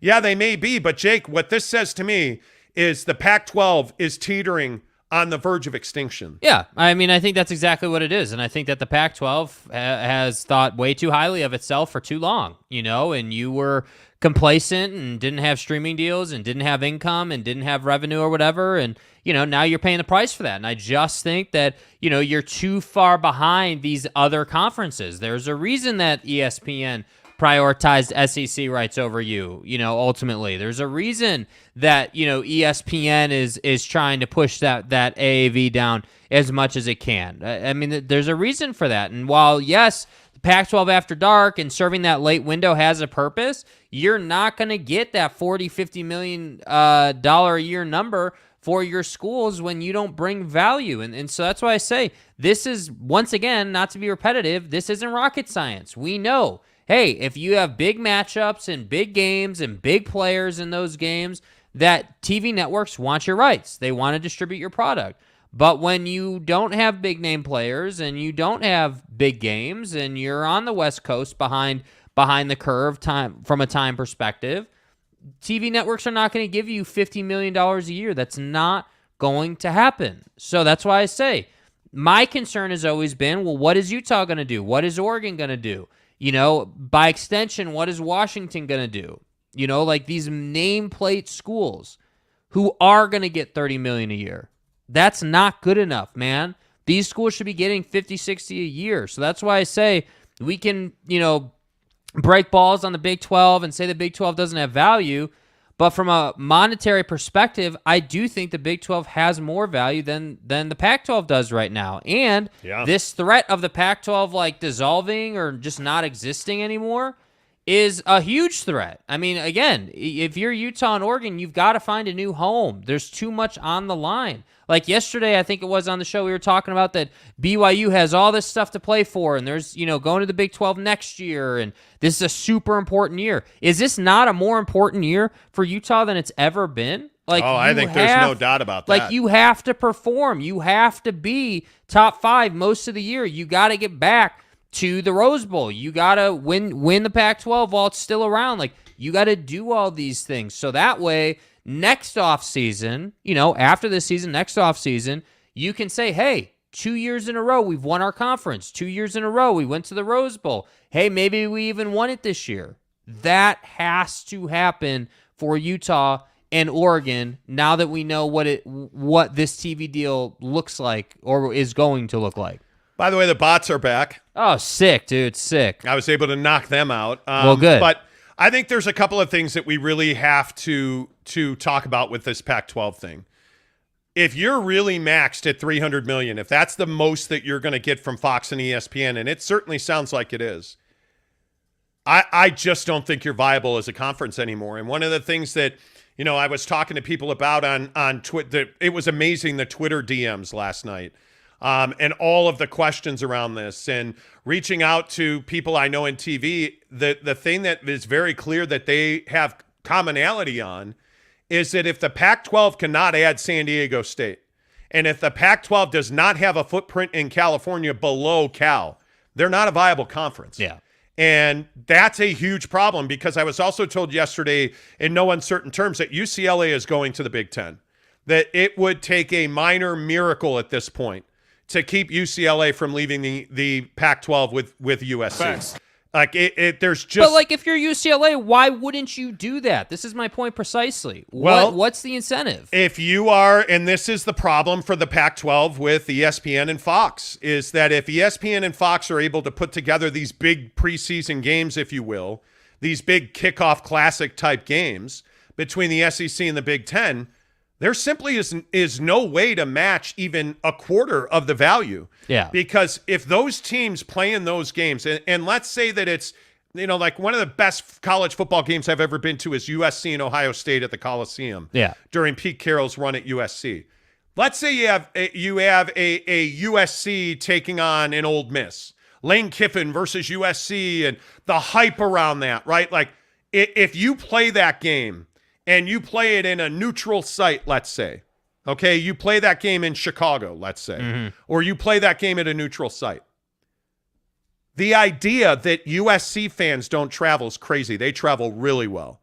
The idea that Ole Miss fans, the idea that a top-tier team, if you're getting a Georgia versus Michigan, if you're getting those caliber of games for a kickoff classic in a major NFL stadium, man, it's going to be tough not to pay those teams millions of dollars to show up. So when you're UCLA and you're not a good football program, right? Like, you're not, and you can make that extra money, why would you not do that? And you're going to build infrastructure to try and become more competitive.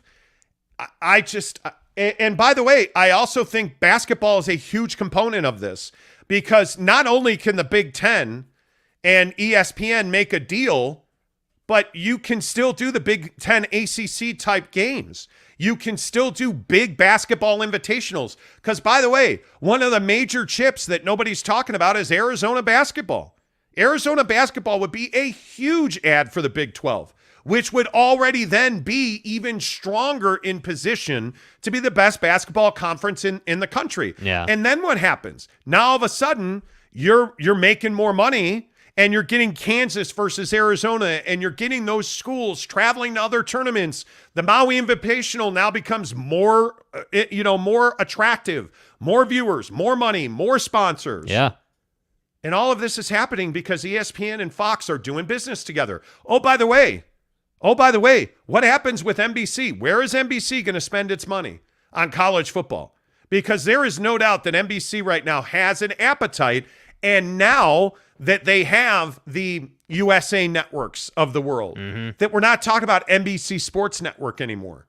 The game has completely changed with NBC coming to the table, offering to be a second tier, offering to be a third tier, injecting more money into these deals. You're now in a situation where you can really leverage conferences, because you're going to make them more money. You're going to put their athletes in a higher position, which allows them to recruit more, which allows them to win more games and make more money and recruit more and win more games and sign more sponsorships. Yes. And the ball starts rolling. But this is why the arrogance of the Pac-12 at their media day was so incredible. Incredible. I mean, just sitting there saying that somehow you're really valuable and we're going to be fine, and the Big 12 is just trying to tear us down. No, I got news for you, bro. The Big 12 has nothing to do with it, right? This whole teardown process and the Pac-12 disappearing has been going on for a decade. Like, if you've been paying attention, you've been watching the slow but steady downward progress of that conference. And it's frustrating because if you think about it, like we were having this conversation earlier in the show, about how like New York and LA are basically equals essentially, as far as business. The problem is in the Pac-12, they're not equals, right? Because LA should have been a much bigger thing for you, and it's not because you didn't leverage it. Yet in the ACC, you've got, Syracuse, who is not really a big program, did some basketballing, but they're in New York. So they're big. They know how to leverage it. They them. That's my biggest thing. So if I'm Utah and Oregon, you got to be cold-blooded about it. It can't be, this is the Pac-12 and we've been here forever, so we need to stay. No, screw that. Like SC's out, UCLA is out. Now we got to go and find our new home. And I just think the Pac-12 and the arrogance has to come to an end. Yeah, and I think Utah has to get to the Big 12 because I think the next big conference is going to be the Big 12 in some form or fashion. I mean, I think Utah is, and I know everybody talks about Oregon, but I think Utah is one of the absolute prizes in the Pac-12 currently. And I think when you start looking at how the landscape of college football is going to change, and we've been talking about this, frankly, since 2014. Yeah. When we talked about Texas and USC trying to, form a relationship and trying to form a conference on their own. And you have seen Texas trying to get out of the Big 12 and USC trying to get out of the Pac-12 for years and years. And I think what's very interesting is it was only a matter of time. And when you look at how the USC, UCLA exit, the escape, the evacuation from the Pac-12 happened, they absolutely snaked the Pac-12 and the rest of that membership. They told nobody.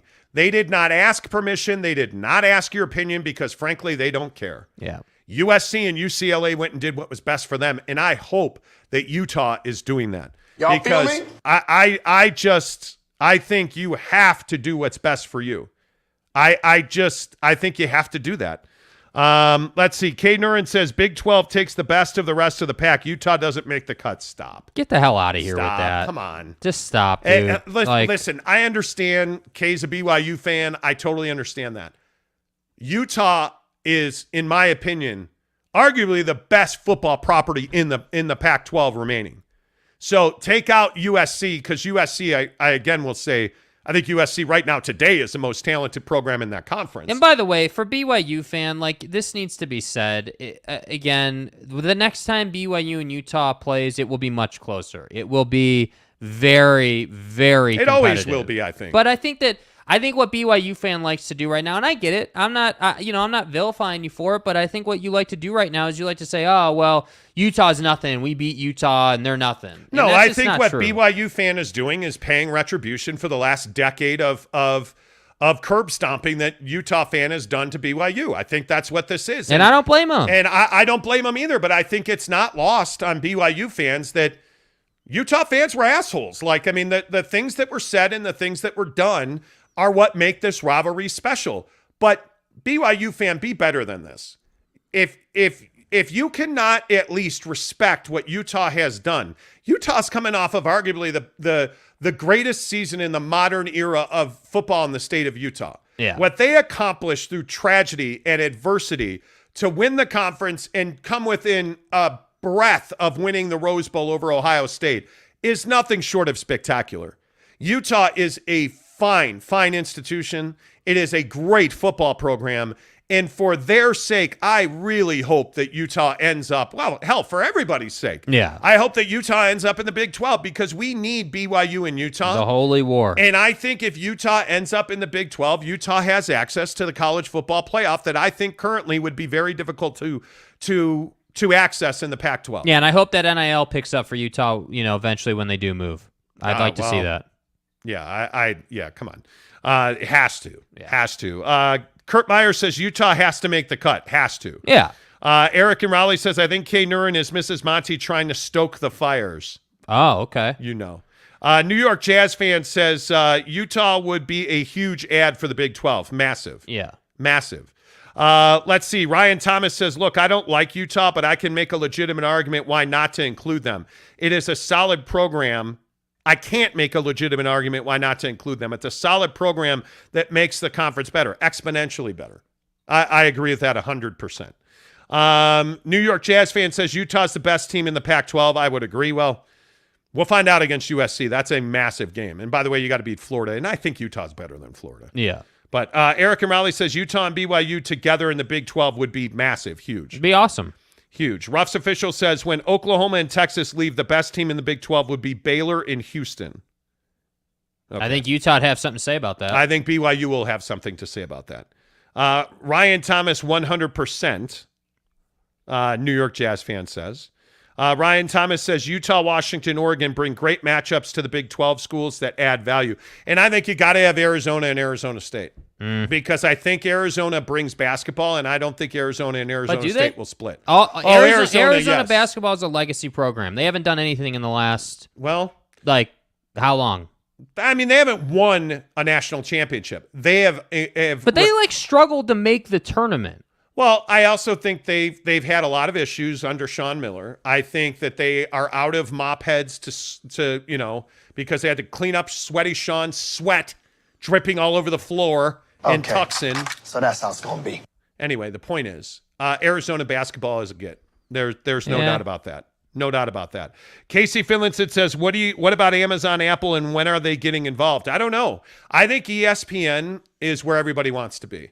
I think the ESPN app, ESPN Plus, the streaming, I mean, it's remarkable to me that ESPN was so far behind the streaming curve, and now they own it. With Disney Plus and ESPN Plus, I mean, it's just absolute domination. Yep, it's execution. It's absolute domination.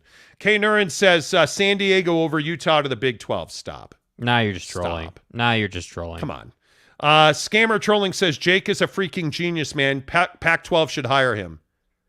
Okay, Eric and Raleigh says Amazon and Apple not being involved in a bid for the Pac-0 TV rights is very telling about the value. I think the value is the real question. I just think the value is clean cut. Like you have, so there was this whole thing about how the Pac-12 is looking to private investment because the conference itself is worth like $1 billion or whatever it is, and that's going to be their lifeline.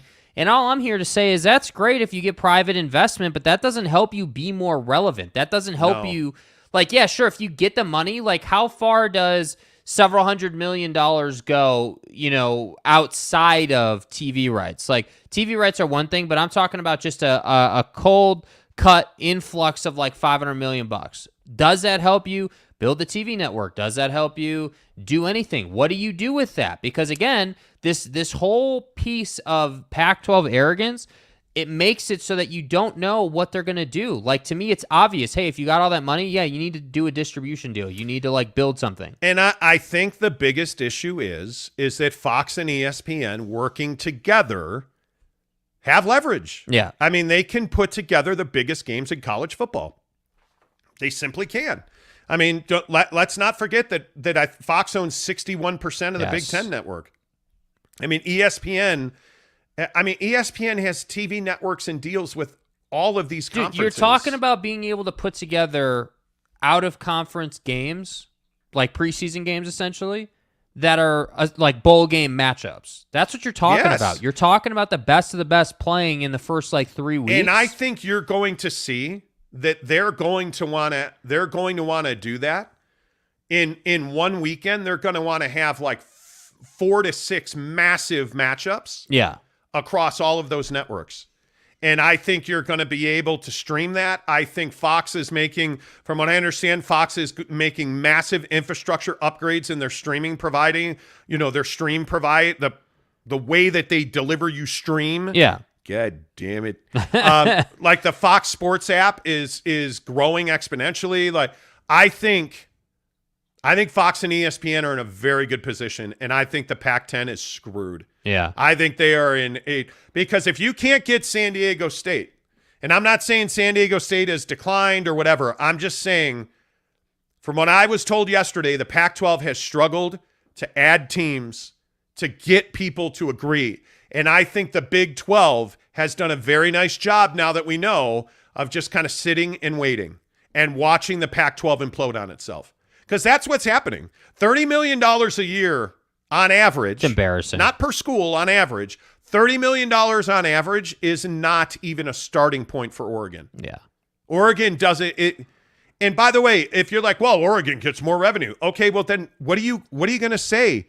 What are you going to say to Washington? Because there's only one top dog in a conference. What are you going to say to the Arizona schools? What are you going to say to Utah?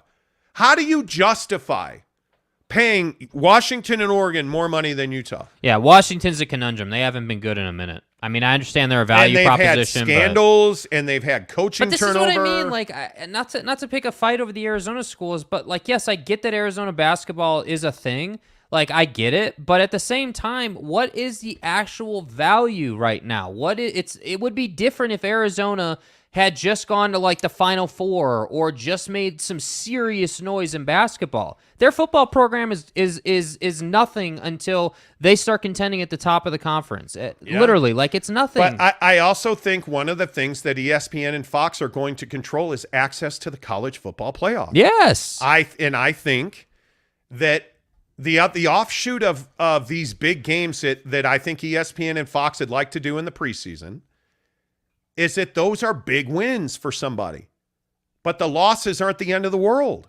Because if Ohio State loses to Alabama to open their season in the Kickoff Classic.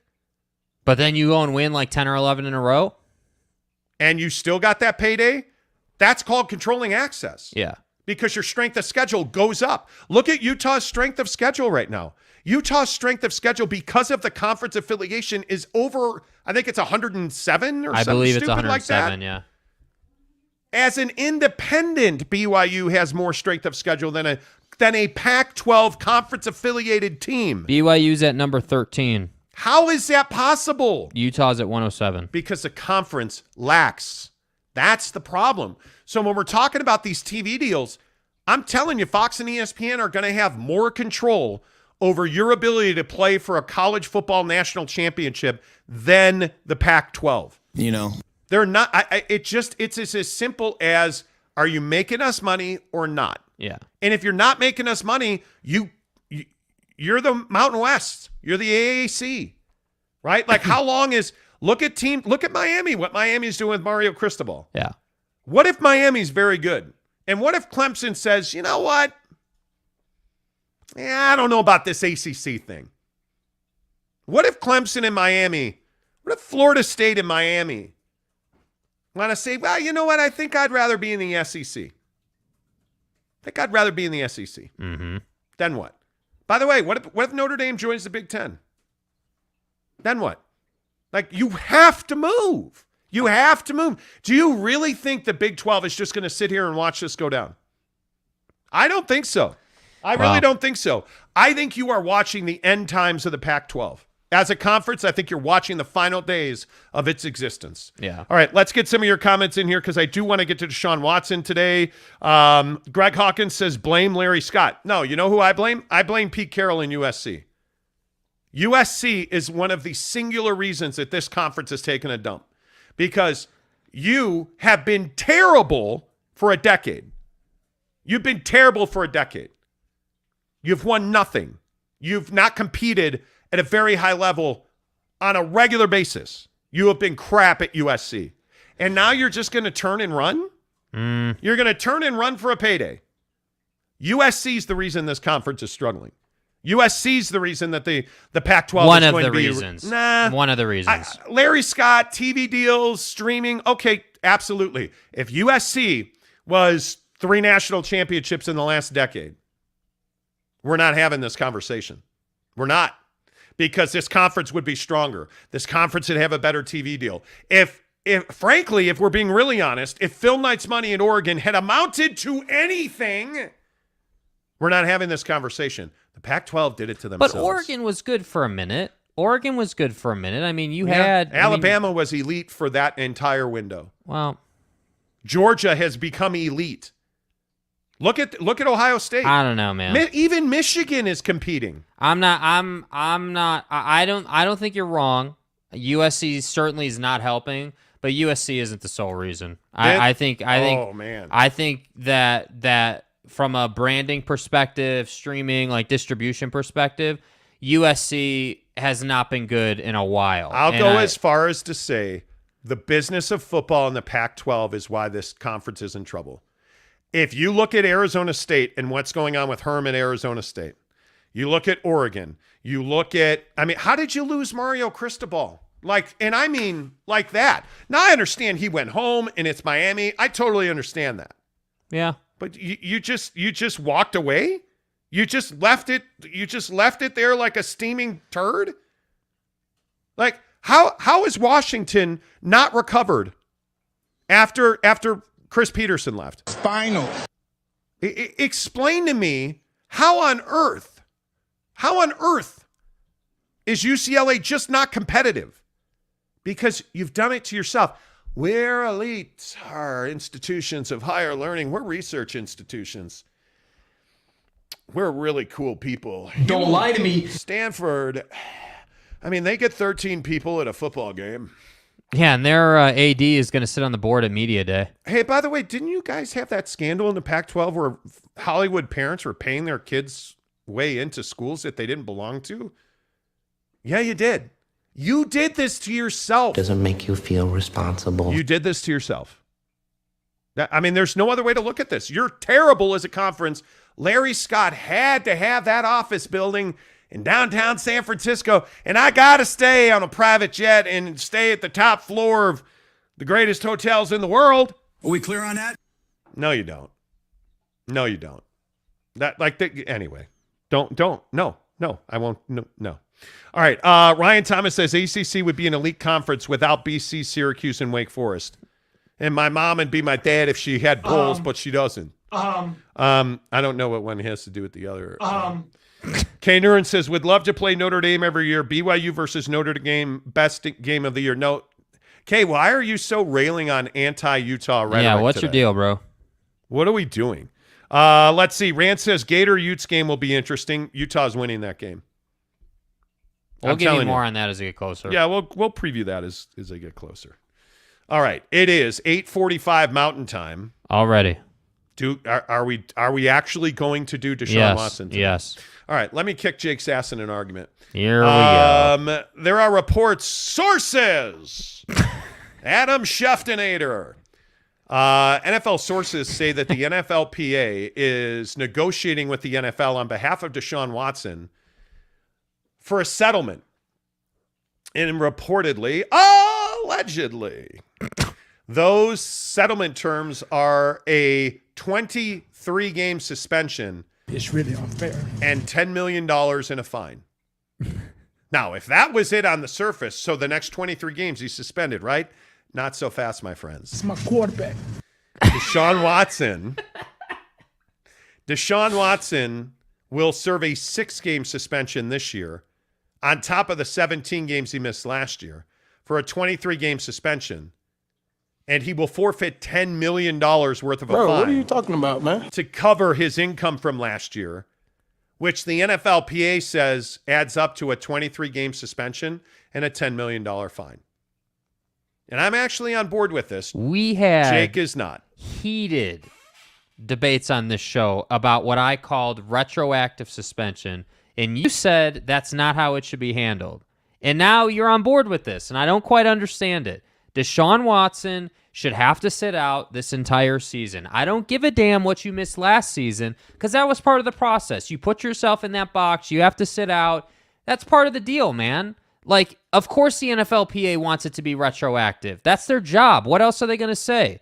The fact is he should be fined and he should be suspended the entire season. That's what the penalties should be. It's like, furthermore, because of the way the Browns handled this, that's even more of a reason, dude. You put a contract together that's backloaded because you knew that he was going to get suspended heavy. Which is something that the NFL has talked about. Come on. That the NFL feels like the Browns did Deshaun a solid, which I think we all agree with. Yeah. But if you find, it's the $10 million that's the point here. If you fine him $10 million, that covers all of his pay from last year. So he's not getting paid for last year. He doesn't play a game last year. He misses the first 6 games and all of his salary this year. That's a 23-game suspension. If you hadn't gone back after his money from last year, I would agree with you. But it's not retroactive. That's not what it would be. They would be calling last year a suspension, and you're taking his money. $10 million on top of the settlements that he's made with these women, That's a lot of money. That is a huge penalty. But this is my question.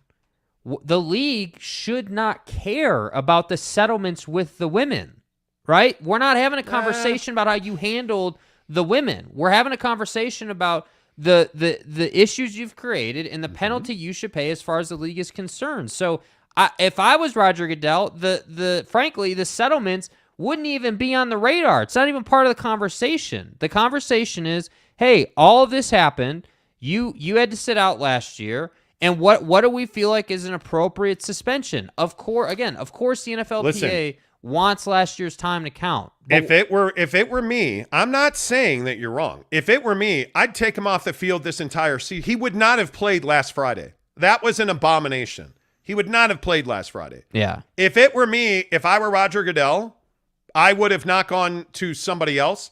I'd have suspended him for the entire season. I would have suspended him indefinitely. And I'd have fined him a significant amount of money. But that's not the way the contract in the NFL works. And when you're looking at Deshaun Watson and his situation, one thing is very clear. Deshaun Watson is not going to sit out this entire season. Never. Deshaun Watson is going to get, in my opinion, I think he's going to get 6 games this year. I think they're going to settle for a 23 straight game suspension going back to last year. And the problem that you have here is very much like Trevor Bauer and the Dodgers. This is not a criminal case. It's not a criminal case. That is an issue. You had a judge that's a retired federal judge adjudicate this thing for you at the NFL level, and she said your bad prior precedent of penalty is why I'm only giving him 6 games. You don't have a history of handling this stuff well. And now you sent it to an appeal, and now you are negotiating with Deshaun Watson. Give the guy his 23 games, take his $10 million, and let's all move on with our lives. That's what this is going to be, in my opinion. Fucked. I just think Roger Goodell's previous behavior... Excuse me, Roger Goodell. Roger Goodell! And his previous behavior is why you're not going to be able to suspend him further.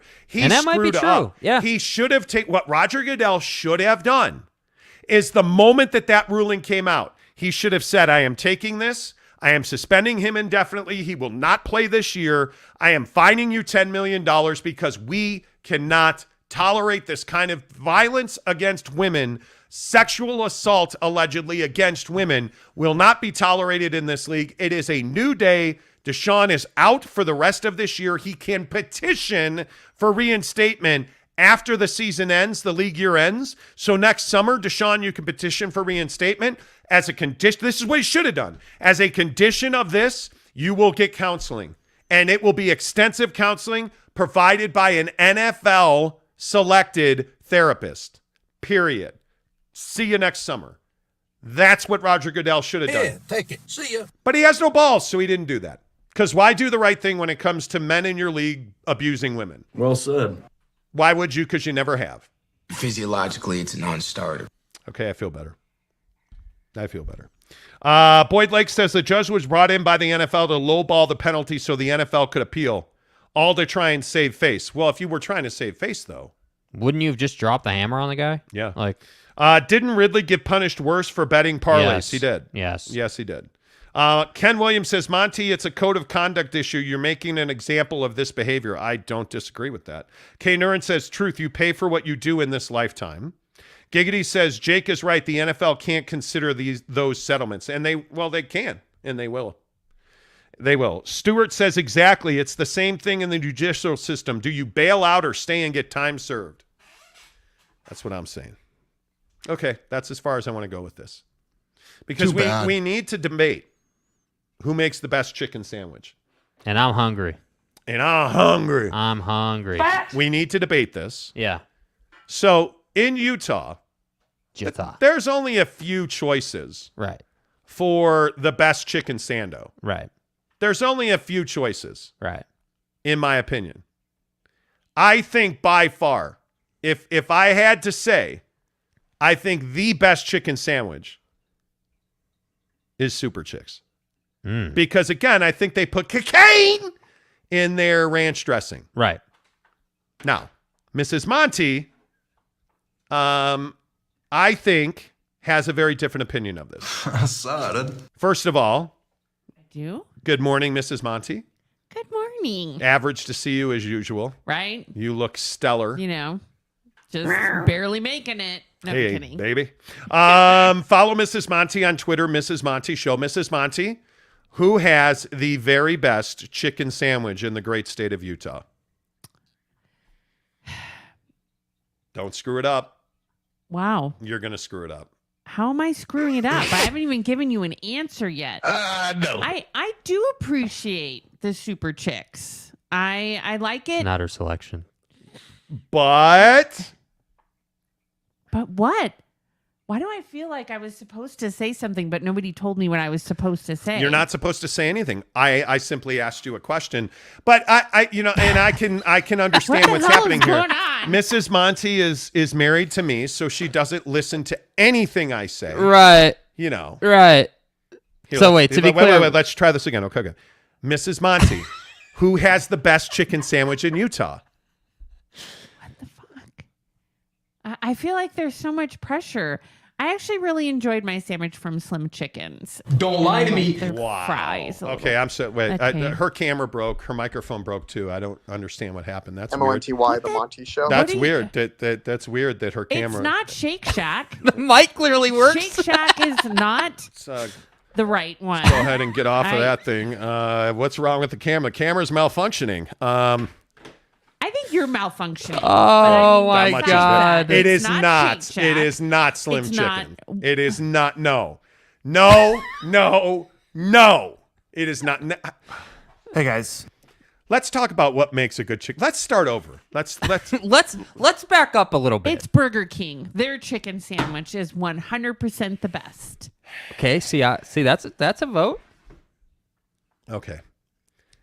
Mrs. Monty, what makes a good chicken sandwich? A good chicken sandwich is crispy, breaded, so it's not soggy. If you have a soggy coating on it, blech.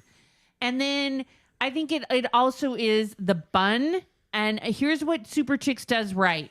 They don't cut the bun all the way open. They leave it closed on the back. So all your stuff isn't falling out the backside of the bun. Real. I love it when your stuff falls out the backside of the bun. Anyways, and then the other piece that makes a great chicken sandwich is the things on the inside. Pickles are required. Wow! For an ideal chicken sandwich. Now we're talking. You can do avocado. No. But whatever you want to put on there, pickles should be required. Sit down. I'm not a big coleslaw guy. I gotta admit. Not a big coleslaw guy. No, there is no. Avocado does not belong on a sandwich. What makes a good chicken sandwich is A, it's not from Chick-fil-A. A, B, the breading has to be right. Mm-hmm. And the other thing is those breasts got to be nice and supple. Plump breasts. The breast has to be good. It has to be breaded well. What? Why are you troubled? The breast has to be breaded well. The breading has to have good seasoning. Right. And then you have to have at least 4 pickles on each sandwich with lettuce and tomato. The only ones who do that well, the Cocaine Cowboys at Super Chicks. Because their ranch dressing, Cowboys. I'm telling you, and this is probably not fact. The cocaine that they put in the ranch dressing, tell me I'm wrong, though. Tell me I'm wrong. Hookers, my friend. I don't know that they're putting any cocaine in their ranch dressing. Well, it tastes like they do. Cocaine is a hell of a their drug. Sauces are bomb. Top. They're one of the only ones. I agree. They're one of the only ones that has a sauce bar of the chicken sandwich. Like, I actually think they might be the only one. I'm telling you. And the other thing that's great about Super Chicks is their chicken tenders. And I think the only close competitor to Super Chicks is Shake Shack. Yeah. When it comes to chicken sandwiches, I'm telling you, Shake Shack's solid, dude. Shake Shack is solid. Like, they've got the breading down. I love their fries. Their bun is good. Shake game is weak. What do you mean you don't think they compare? I don't. Like, Shake Shack's okay. I can do a Shake Shack, but like, it's not. Can you stand up and do a Shake Shack now? Cock-a-doodle-doo. It's a family show. Anyways, my milkshake brings all the boys to the yard. Oh, man, that was fun. Other than that, I do think there are some other options. If you haven't tried a Slim Chickens, I really like. I second that. I enjoyed Slim Chickens. Yeah. Slim Chickens was, and but they're not on Super Chicks level. But Slim Chickens is good. We didn't go Slim inside Chickens, either. Slim Chickens. That's true. We've only driven through Slim Chickens. That's a good point. That's true. But Slim Chickens is much more Burger King, McDonald's, Chick-fil-A. No, it's not. Really? Okay. Okay. Am I just missing? Am I? Do you think Slim Chickens is on the level of Super Chicks? I haven't been there enough to give them an equal. Yeah. I will say Super Chicks is extremely smart by leaving the back of the bun closed. Man, you love that. It makes a huge difference. It does. It does. Yeah, Yeah, right? it does. Yeah. The problem, in respectfully, the problem is at Super Chicks, it's just always bananas in that place. Yeah, it's always it is busy. always packed. Yeah. Like we were there Saturday, and it was because parents bring all their kids, and so the softball teams, the football teams. Yeah, but see, now the kids are back in school, which They I are. love. Finally, Please we've put made your it kids through back. summer. Get your kids out of Vaza, please. Yes. But Dude. the other thing is that we were there one Tuesday night. Yeah. And it was freaking bananas. Yeah. Well, It's bananas all the time. All the time. Yeah. All the time. one of my it's favorite bananas. things, though, about Super Chicks that I don't ever remember other places having. So when you walk in, the smell is really good too. Like you know how when you walk into some places, it doesn't smell great. When you walk into Super Chicks, it smells really good. I know it's a small detail, but I do like that about them. All right, let's get your thoughts on chicken sandwiches. Let's see. K. Nurin says KFC. Come on now. See, but we haven't been there in a long time. Come on. And people rave about their fries. They do. We do hear about KFC a lot. Come on. Giggity says, does cost factor into this decision? Absolutely. Well, it doesn't. Absolutely. Super Chicks is a premium. Super It Chicks is more absolutely expensive. matters. But I also think you're getting better chicken at Super Chicks. Super Chicks is the Five Guys of chicken sandwiches. You need to understand that. Super Chicks is not a drive-through company. They don't do drive-through. You're only walking in there. They're much like Five Guys. Yeah. So it is more expensive, but I think it's worth the investment. But, it is good food. And this is the argument about Chick-fil-A. Mm-hmm. Chick-fil-A is cheap chicken. Mm-hmm. Chick-fil-A, one, they put it in those bags so your buns are soggy. Two, the bags that they put it in allegedly kill you. Mm-hmm. Like, it just is, it's one of those things where when I go to Super Chicks, I know I'm going to have a good sandwich. Yeah. The fry game's really good at Super Chicks. I actually really like their fries. And again, I think they have the best ranch dressing. All joking But the aside. sauces, like the ranch, but all the sauces. Like, yeah, that's what was I'm that saying. sauce you had Saturday? Oh, I had their, what is it, Nashville or Tennessee hot or whatever. But That they've was- got I like actually liked it. A sweet, like, spicy, yeah. They have not that- like overwhelming. They have that honey mustard. They've got, I think they have a Hawaiian barbecue one too that's like a little sweeter. Like they've got several that are bomb. Yeah, Yeah. I think it's amazing. Yeah. Greg Hawkins says, I need to try all these American chicken sandwiches. Yes, you do. Let's go, Greg. Yes, you do. Get it great. Gabe says, secret to a good chicken sandwich is the pickles. Absolutely it Yes. It is. is. WTG, Mrs. Monty. Way to go. Way to go, Mrs. Monty. Okay, thank you. Thank you. Kurt Meyer says, pickles are required for a Cuban sandwich. Cubans are good. Oh. Fat Jesus said, I could listen to Mrs. Monty describing the insides of a chicken sandwich all day. That's what I'm here for. I'm here to give you the ASMR voice.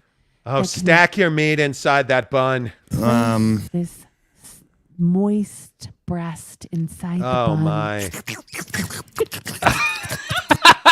Slather it.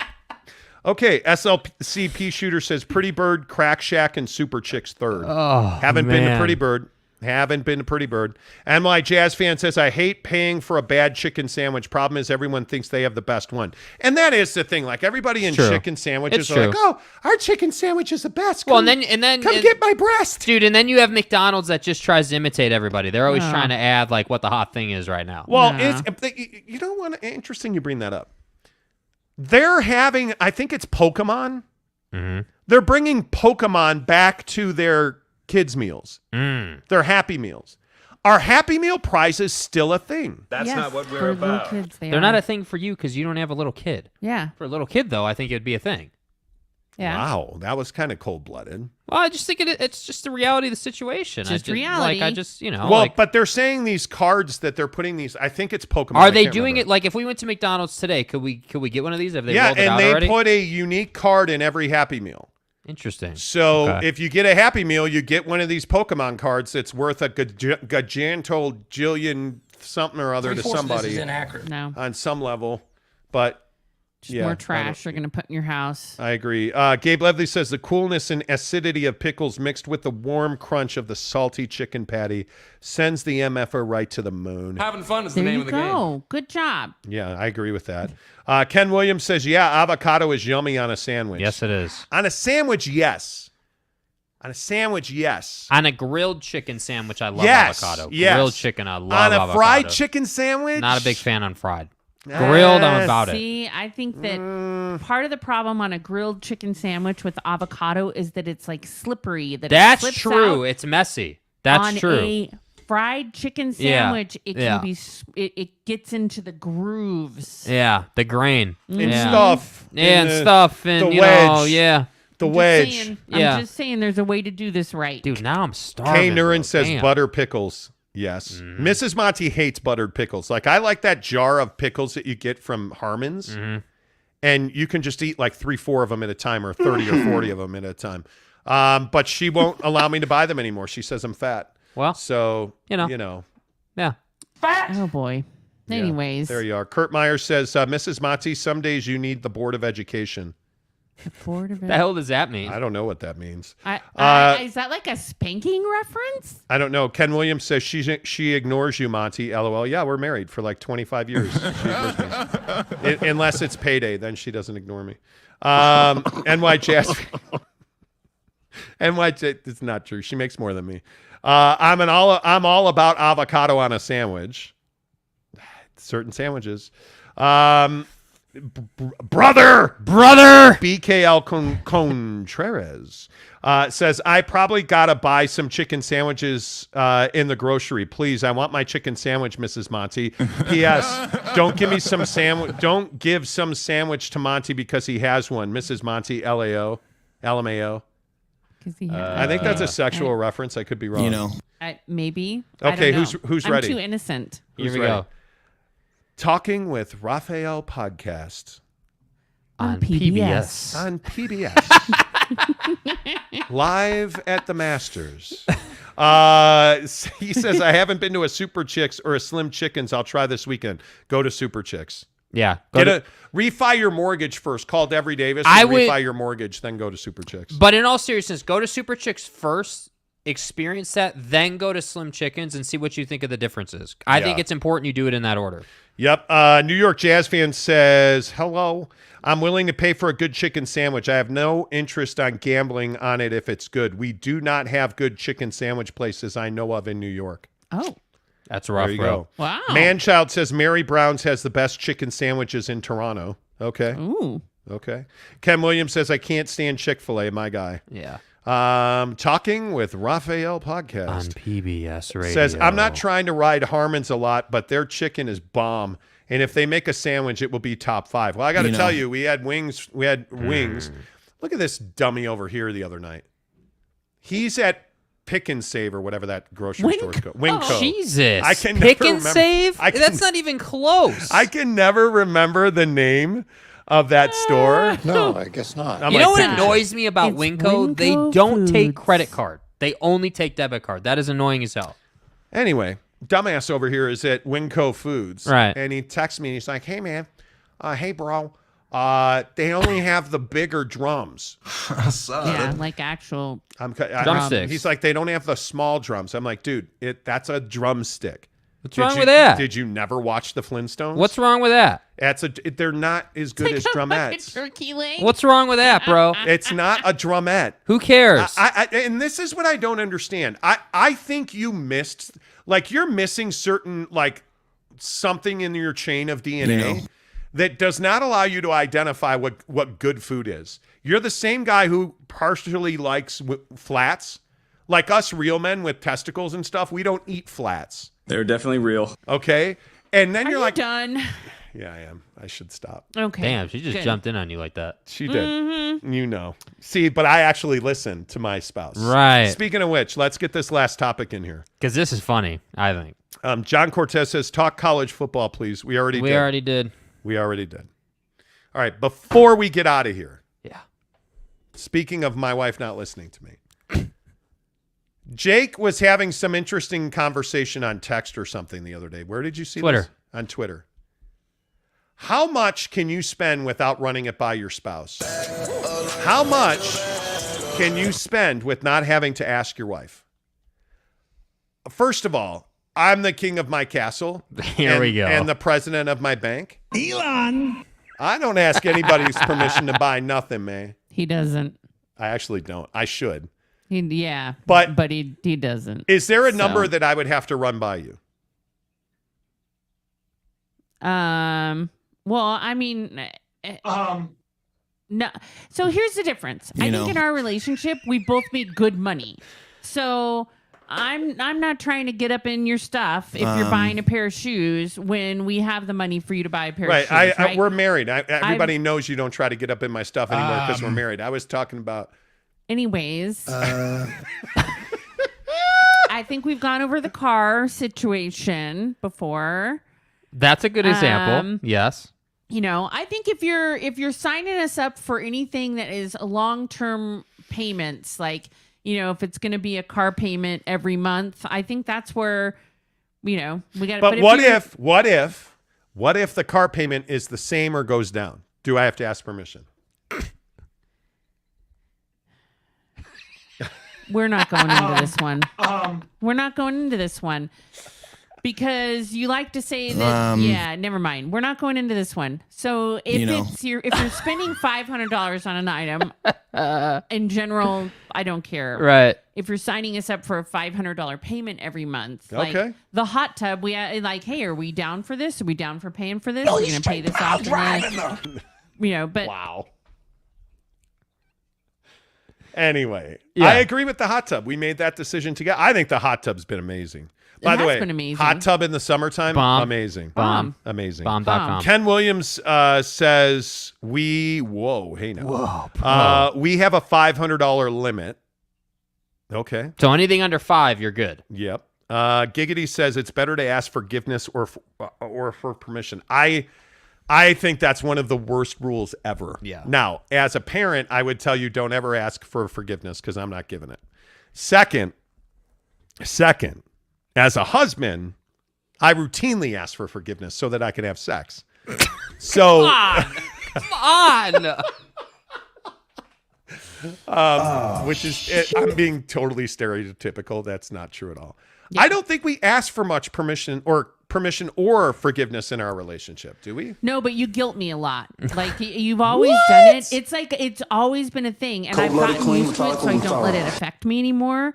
But you definitely do. Like you've always had this habit of, I'm like, I bought a new pair of shoes at like Target, and you're like, another pair of shoes. Well, it's just money. It's just money. I never do that. Oh my God! Completely like fabricated. It's with everything. What did I not? But did I not cheer you on in that swimsuit you just bought? Yeah, but that's because it's revealing. What about the camera lens? What about the camera lens? Oh yeah, what about the camera? I just bought you like a G worth of camera lens for your birthday. But that's you buying it for me. If I had gone out, I wanted a new camera backpack. This is how it works. I want it. What's good for him is not good for me. So I wanted a new camera backpack. We went to a camera store, way too expensive. I was not willing to spend $500. I did research to find a camera backpack that would fit what I wanted to do and was way less, and I could use my Amex points, so I only had to pay like $60 in cash. And I'm like, I got a backpack. I'm so excited I got the backpack. And I was excited about it. No. Yes, no, I was. Your response is, well, I guess it's just money. No, that's not. I was actually excited. You do it all the time, and I think you totally are not aware of it. But I've just gotten to where I ignore it. I joke about it. I'm not serious about it. Like every joke has a little bit of truth in there. No, it doesn't. Yeah. No, it doesn't. That's no. Mm-hmm. No. Yep. Totally disagree. You're guilting your spouse all the time. Just know that they feel it. I'm not. Oh my God! Like you legitimately think like I get upset when. I own like 200 pairs of shoes. You will blow it on things when you know you shouldn't. And then if I buy I'm going to go get groceries. You're like, fucking another $100 on groceries. I do not do that. Like, that's ridiculous. What the fuck? I do not do that. No chance. Yeah. I do not do that. When do I ever guilt you on anything? I am a ball breaker by nature. It's just what you do. That's why I don't let it bother me anymore. Wow. Yeah, I am the one that, like, I always cheer you on about the clothes you buy, like I'm the guy. I bought you two big. It's the side comments. What are you talking about? What got delivered? What'd you buy now? Like, it's the. I occasionally will say that, but I'm also the guy that gets annoyed. You know what the funny thing about that is? Perceptions being reality. I hate when the delivery guy comes to our front door. I hate it. But you hate when he goes to the garage door too. Even more, I hate when he drops it at the garage door. Oh, God. Because I just it's a nuisance. Like, my dogs freak out, and I don't think they bark that much anymore. It's only when they ring the doorbell that they bark. Now packages get dropped, and we have to look out front to see if there's packages hey, there. Listen, if you really feel like I'm doing that, I'm not doing that. It's just part of your nature. It's just what you do. I don't think so. I will be more aware of that. You've never brought that up, and I honestly, I don't care what you spend. Like, I'm actually the guy who feels like, hey, you work hard for your money. Like, I legit don't care what you spend. Like, it just doesn't. It doesn't matter to me. You were raised Catholic, so you're really good at applying the what does that got to do the with side my guilt? So, like, you can apply the side guilt without. When did she being become direct. like Dr. Laura? Like, you out of nowhere have become like, oh, I'm psychoanalyzer. Like, that's not at all what it is. That's not at all what. You know what the funny thing is? Like, I actually don't really care. It does not bother me. Why are you pointing at the dog like that? Dog wants to lick his butt. I'm trying to get him to not lick his butt. You know. Anyways. Anyway. Brother says, listen to Mrs. Monty. Okay. Ken Williams says Monty likes to sleep on the couch nightly. Just so you can go to Pound Town. He's never slept on the nightly. couch. Kurt Myers says the Monty Wars.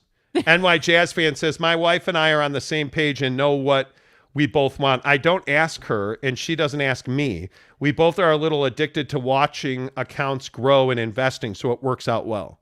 There you go. Balance it. Yeah. You know? Yeah, I don't know, man. I just, Fat Jesus says, I suggest counseling. You know. Jake is, Kenai Johnson says, Jake is in the middle like, what? I'm just chilling, bro. I'm just over here, man. John Jackson says, I would say this therapy session was successful. I agree. I mean, I think it was really good. Ken Williams says, poor Jake. I'm fine. It doesn't bother me. I'm good, man. I'm just chilling. Yeah.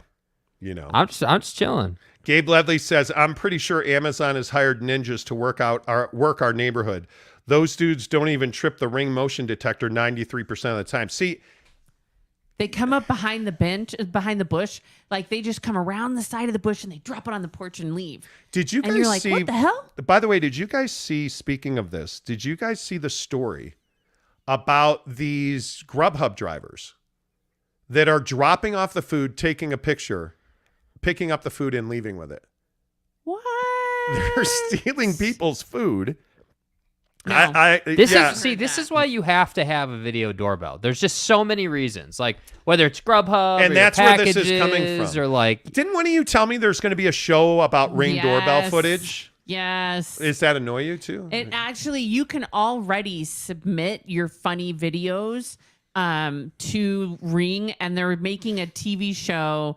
I don't know, Ring's greatest I don't know, it's whatever, something like that, because Amazon Prime bought MGM. I don't know, but anyways, a streaming TV show that will be Ring doorbell viral videos. Wow. All right, that's pretty cool. Yeah, it should be entertaining. All right, well, I got to go audit our bank account so I can guilt trip Mrs. Monty about purchases. She's just money. It's just money. That stings a little bit inside, like in the groinial area. In your bosom. Is that a free pass to like go buy more Jordans? It could be. I feel like that's kind of what that is. You know, is what it is. Hey, don't forget, we're giving away a trip or two to see BYU and God, I did it again. Damn it. BYU and Notre Dame in the Shamrock Series in Las Vegas. October 7th and 8th. Make sure you get to any of our great locations for barbecue pit stop. They're all the best great locations Good stuff. In Layton, Lehigh, Logan, St. George, and Murray. She has me like all off my game You're now. shook. You're shook. There's a box on the counter. Fill out the slip, enter to win, and you could be going to see BYU and Notre Dame in the Shamrock Series October 7th and 8th. Thanks to our friends at Barbecue Pit Stop. Until tomorrow, say no guilt tripping, Jake. No guilt tripping, Jake.